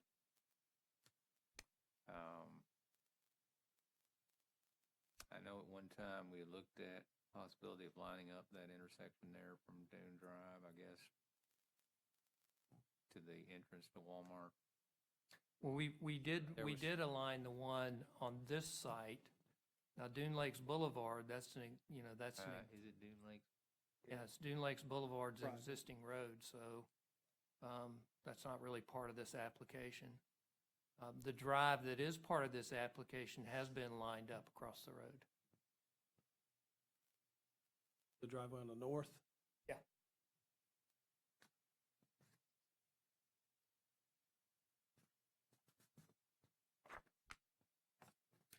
So that driveway's lined up with the northeastern drive for Walmart? Yes. Okay. Well, is there another service drive further north? I can't remember. I think Dune Lakes lines up with a Walmart. Yeah, it's with the one north, it does line up with the Walmart Drive north of Dune Lakes, so it's the next one. Which is the northernmost access on Yeah. their side. Yeah, I think it is the northeasternmost. I didn't note it, but since we're talking about that intersection, when you resubmit, if you have to make any revisions, just add a stop sign and stop bar to that drive on the north. Oh, okay. I didn't note it, but I figured we can just. Yeah, we'll make sure that happens.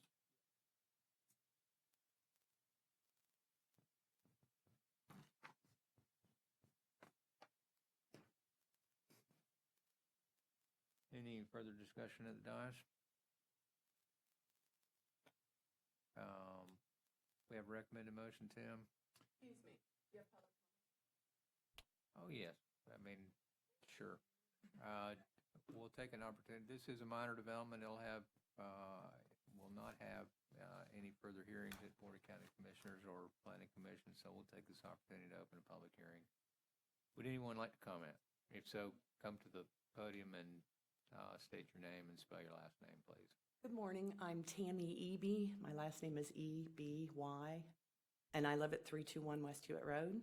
So once again, my concern about this project is access management, traffic issues, the same thing we've been visiting this whole area about for several years now. We've been told in the past that, and according to the PUD, each individual phase would be reassessed. And unfortunately, this particular traffic analysis that no one seems to have a copy of the study, I have not been able to see. I do know that I encounter this intersection every day. We are already queuing vehicles from Dune Lakes Drive, from Walmart, from West Hewitt, and from backing up onto 98 with Walmart alone.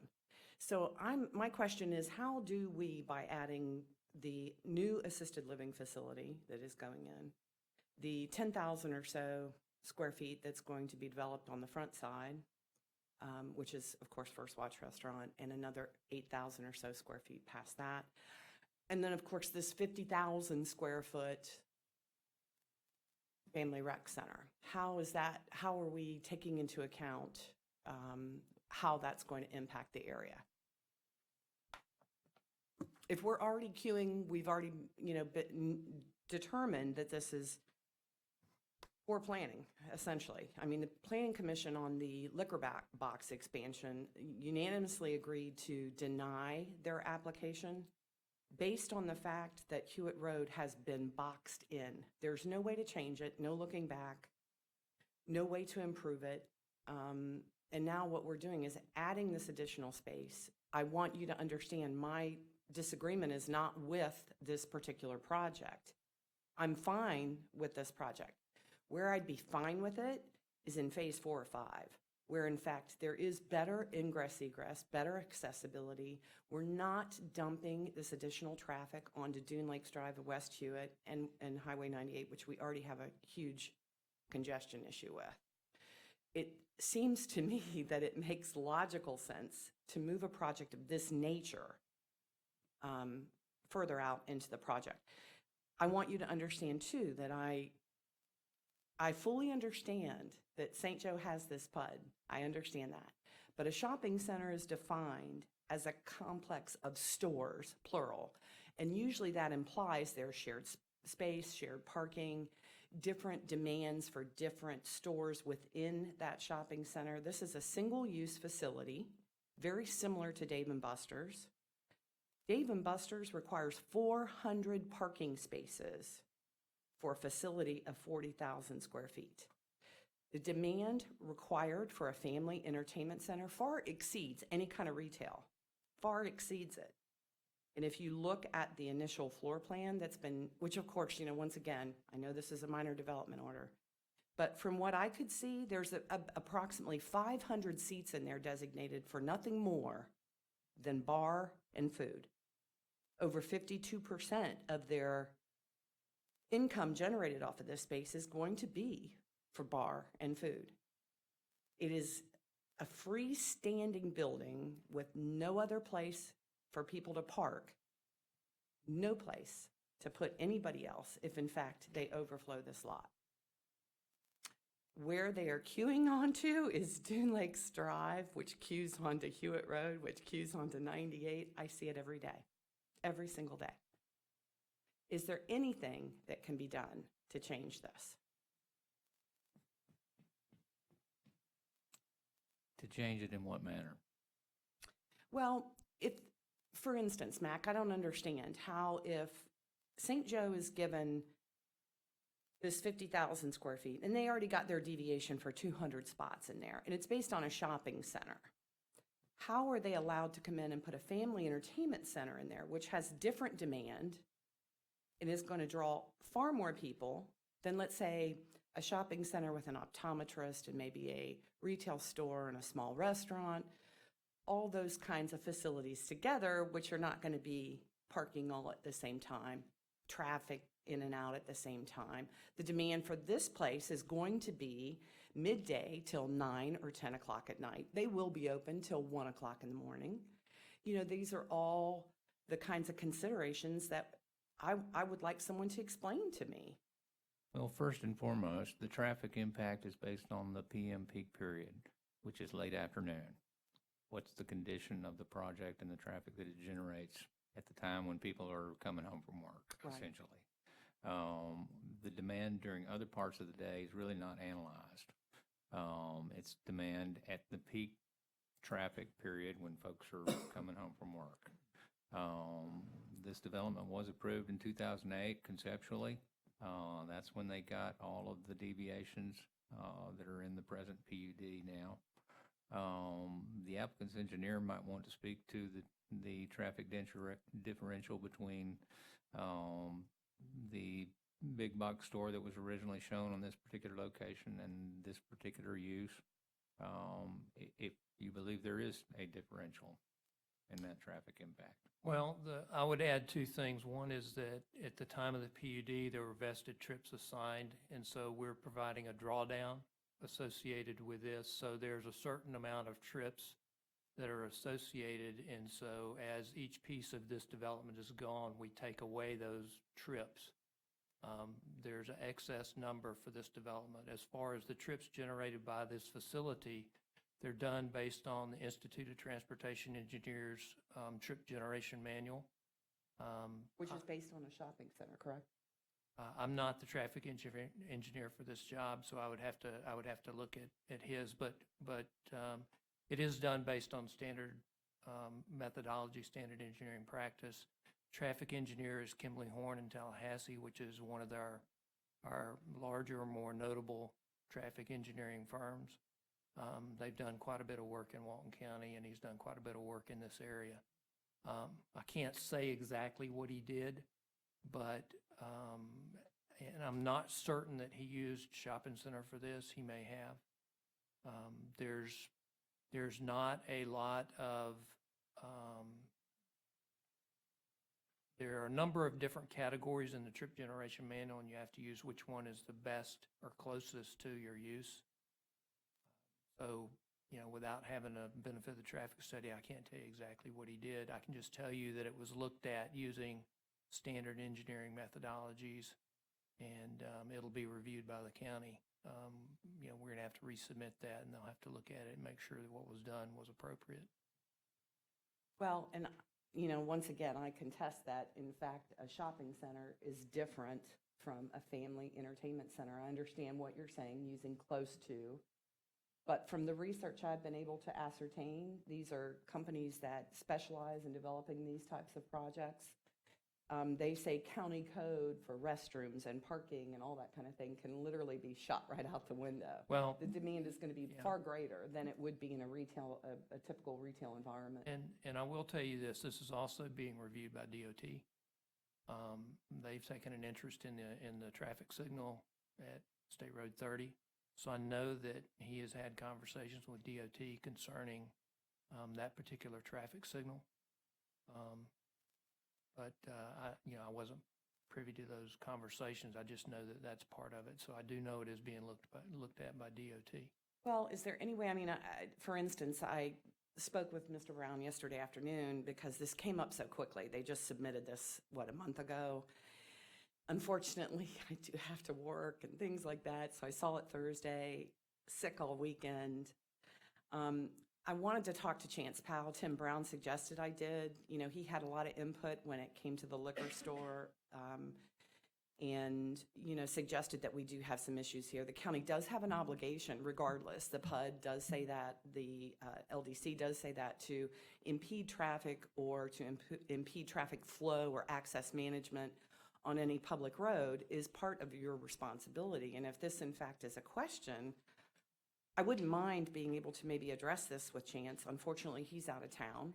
Is there any way we can delay this decision so that at least we can address some of these issues further before a decision is made, since this is in fact a minor development order and this is, you know, the buck stops here? I expect we're going to continue it to the next TRC. Okay.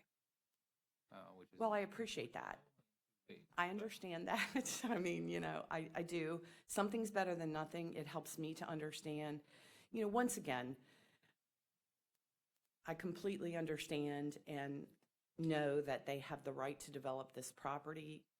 I'm not sure it fits in with the neighborhood. I don't know how you back up a 32-foot building next to an assisted living facility, which people pay a great deal of money to live at, not put a stitch of landscaping on the back of the building. Could we plant a tree maybe there to kind of mask the back of it a little bit? These are just simple little things that I think would help.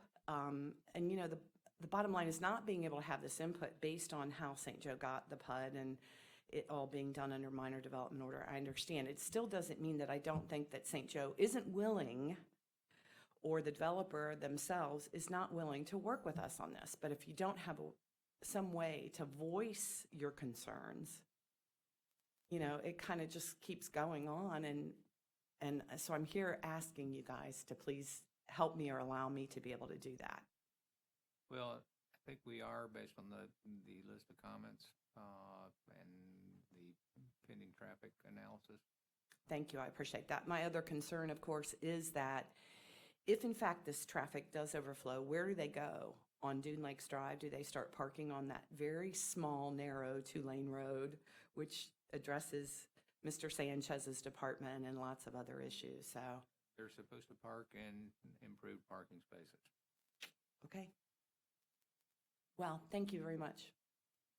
Mac, just to let you know, even though Chance is out of town, I was able to get a hold of him yesterday, and that's why we have issued a revised comment letter from Public Works to include the request for intersection analysis and a turn lane analysis for Thank the you very final order. much. I appreciate that. Tammy? Anyone else wish to make a comment about this particular application? Yes, ma'am. Come forward to the podium and state your name for the record and spell your last name, please. My name is Jenny Cranford, Cranford. I live at the back of West Hewitt. House was built in 1976. You can imagine the shock that's happened in that neighborhood. And the Walmart is a blessing for a lot of us that live back there with older family for their pharmacy, but the traffic in and out of there is insane. There have been multiple serious accidents at that intersection. With Terramar being built and expanded, the number of people just at that corner is just amazing. Walking, riding bicycles, cars, kids, golf carts. We're getting it all now in a very small neighborhood that's building 64 homes off of West Hewitt, Eagle Bay in the back. Not prepared for that. Would you please reconsider this development and move it east? Thank you, ma'am, for your comments. Based on the county's previous approval of the overall site plan of this PUD in Town Center 2, which was proposed to be a second town center when the county adopted its comprehensive plan in 1996, this area was planned to be a dense commercial area and has been for 20 years. And I certainly understand your concerns and how long you've been living in the community and what it was in 1976, because I was here in 1976 also, and I remember just how difficult it was to get help on US 98 in the middle of the winter time, when there wasn't any traffic on 98 on that two-lane roadway. But I certainly understand your concerns about the continuing development. Our responsibility today is to make sure that what is being proposed meets the technical requirements of the Land Development Code and the Comprehensive Plan, and it's being done in as safe a manner as possible. And certainly Public Works' comments related to some reanalysis of the intersection and possible operational improvements at West Hewitt certainly speaks to that concern that we recognize that traffic is increasing. There's more development that's going to generate more traffic, and we need to take a look and see if there are additional safety improvements that might need to be made there at West Hewitt and US 98.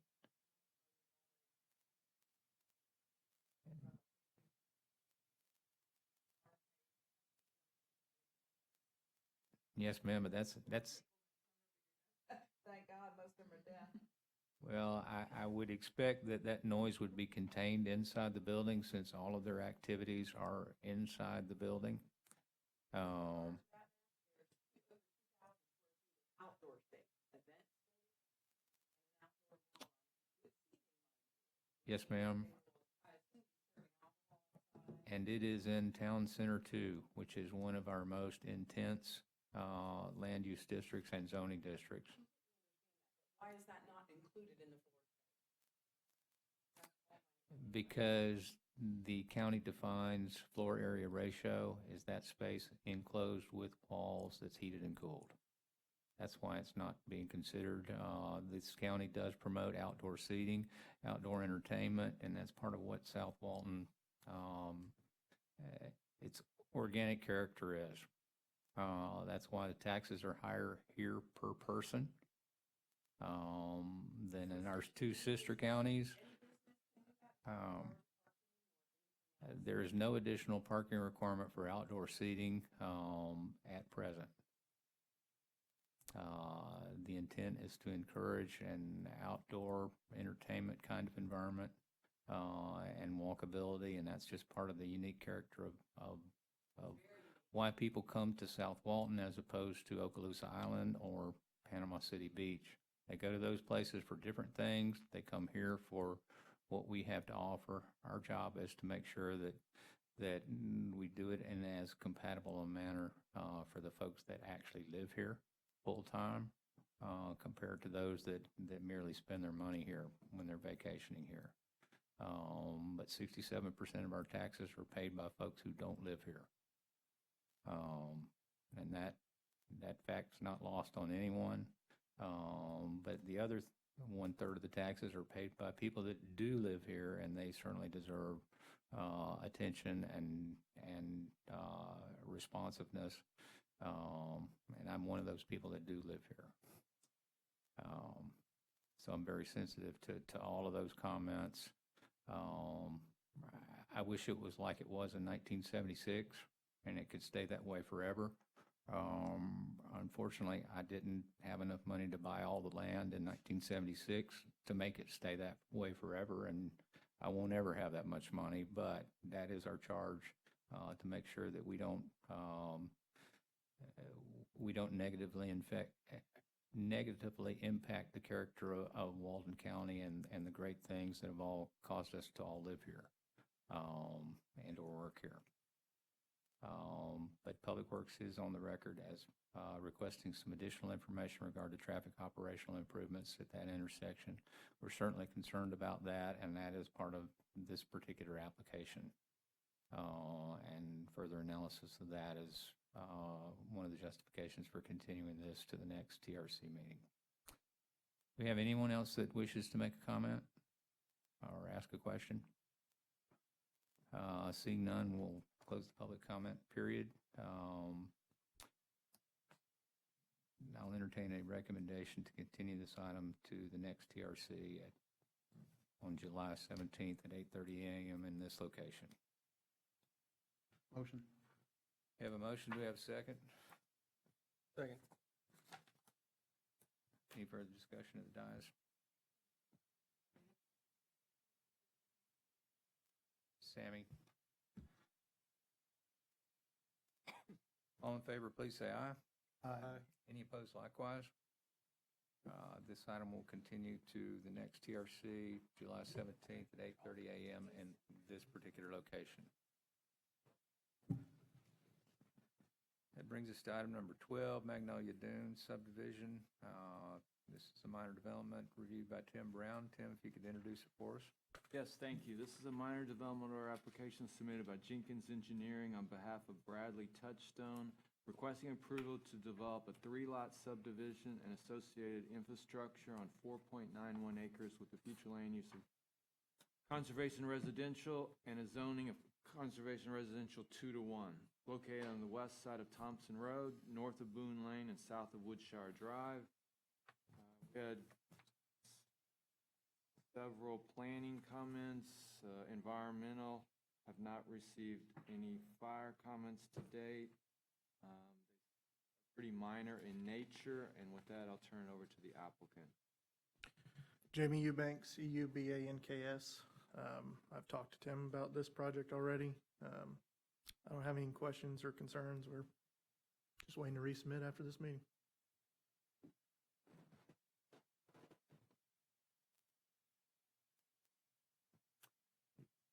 See any problem with addressing any of the comments? No, we've already addressed them. I asked Tim if we could submit before the meeting, but he suggested we hold off.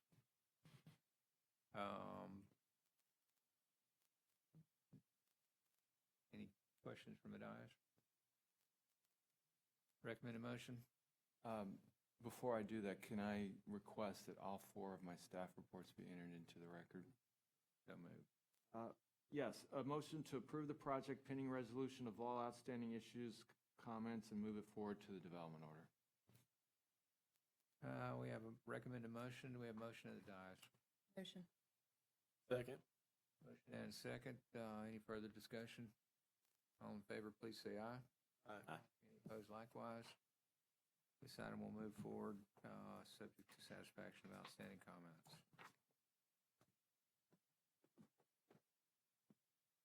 Thank you for that. That moves us to item number 13, the Burke Small Scale Amendment. This is a future land use and zoning amendment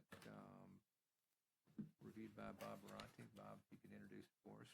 Yes, Mr. Chair, it's a small-scale amendment application submitted by Jenkins Engineering, who is here today, on behalf of Beach Highland Ventures, requesting to change the future land use from rural village to general commercial and change the official zoning map district from rural village to general commercial on 2.41 plus or minus acres. It is, this project is located approximately 0.75 miles north of the Clyde B. Wells Bridge and 0.20 miles north of Jolly Bay Road. It's identified by the parcel number in your staff report.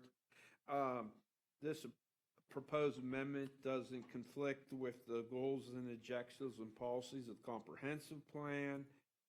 The reason for this request is to initiate the change because the applicant is proposing a 2,000 square feet electric cart store.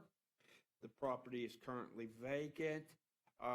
There are no outstanding comments. And as I said, the applicant is here, so I will turn it over to the applicant. Jamie Eubanks, EUBANKS. Likewise, with no comments. I don't have any questions or comments either. Motion to approve. I second that motion. The second. Okay, well.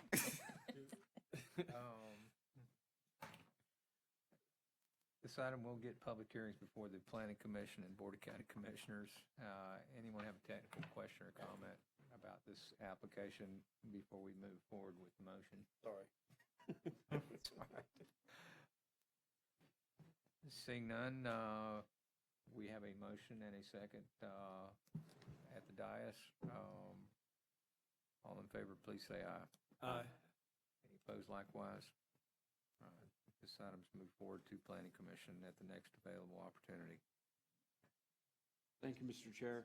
The next application is a minor development order being requested by JP Engineers on behalf of Leslie Dubison, requesting approval to develop and construct a commercial development, 4,800 square feet, for a neighborhood grocery, deli, and general business on 1.20 plus or minus acres with future land use of commercial and the zoning of neighborhood commercial. The project is located on the northeast corner of Highway 283, North Bay Drive and East Point Washington Road, and is identified by the parcel in the staff report.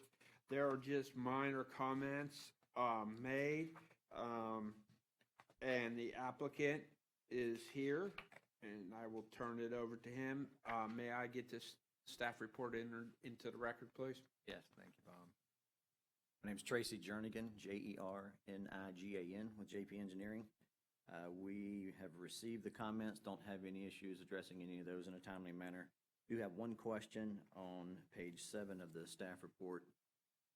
Under the specific environmental review comments, states that as a part of the site plan evaluation, county staff shall identify whether or not the proposed construction activity and/or final development would disturb a site listed in the Florida Master site file. Has that determination been made, so we'll know how to proceed with that? The way it was explained to me, we make you aware of it and you do the research. Okay, fair enough. Yeah.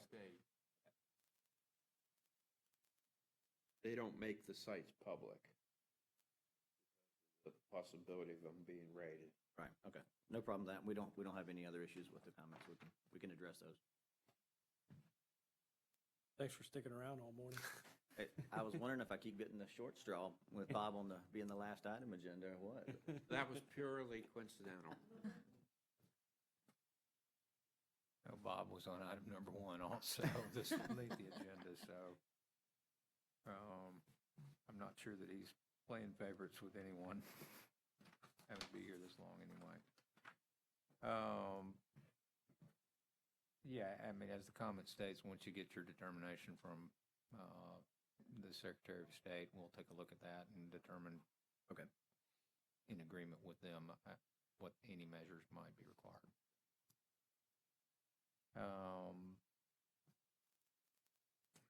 This is a minor development. We'll take the opportunity to open a public hearing and ask if anyone wants to speak on this particular item. Either one of y'all? That are left This is by actually now. Ms. Dubison, so she's the Okay, we'll close the public hearing. Do we have a recommended motion, Bob? Make a motion to conditionally approve pending successful resubmittal and move it to the development order stage. And we have recommended motion at the dais. Do we have a recommended motion? Do we have a motion at the dais? Motion. We have a motion? Second. Motion and a second. To move this forward, subject to outstanding comment satisfaction. Any opposed? All in favor, please say aye. Aye. Any opposed likewise? Hearing none, this item is approved to move forward, subject to satisfaction of outstanding comments. And that appears to be the last item on our lengthy agenda this morning. Thank everyone for their attention and attendance, and we'll entertain a motion to adjourn. Motion to adjourn. Second. Thank you. Motion and a second. All in favor, please say aye. Aye. We are adjourned. Yeah. Thank you very much. 10:33.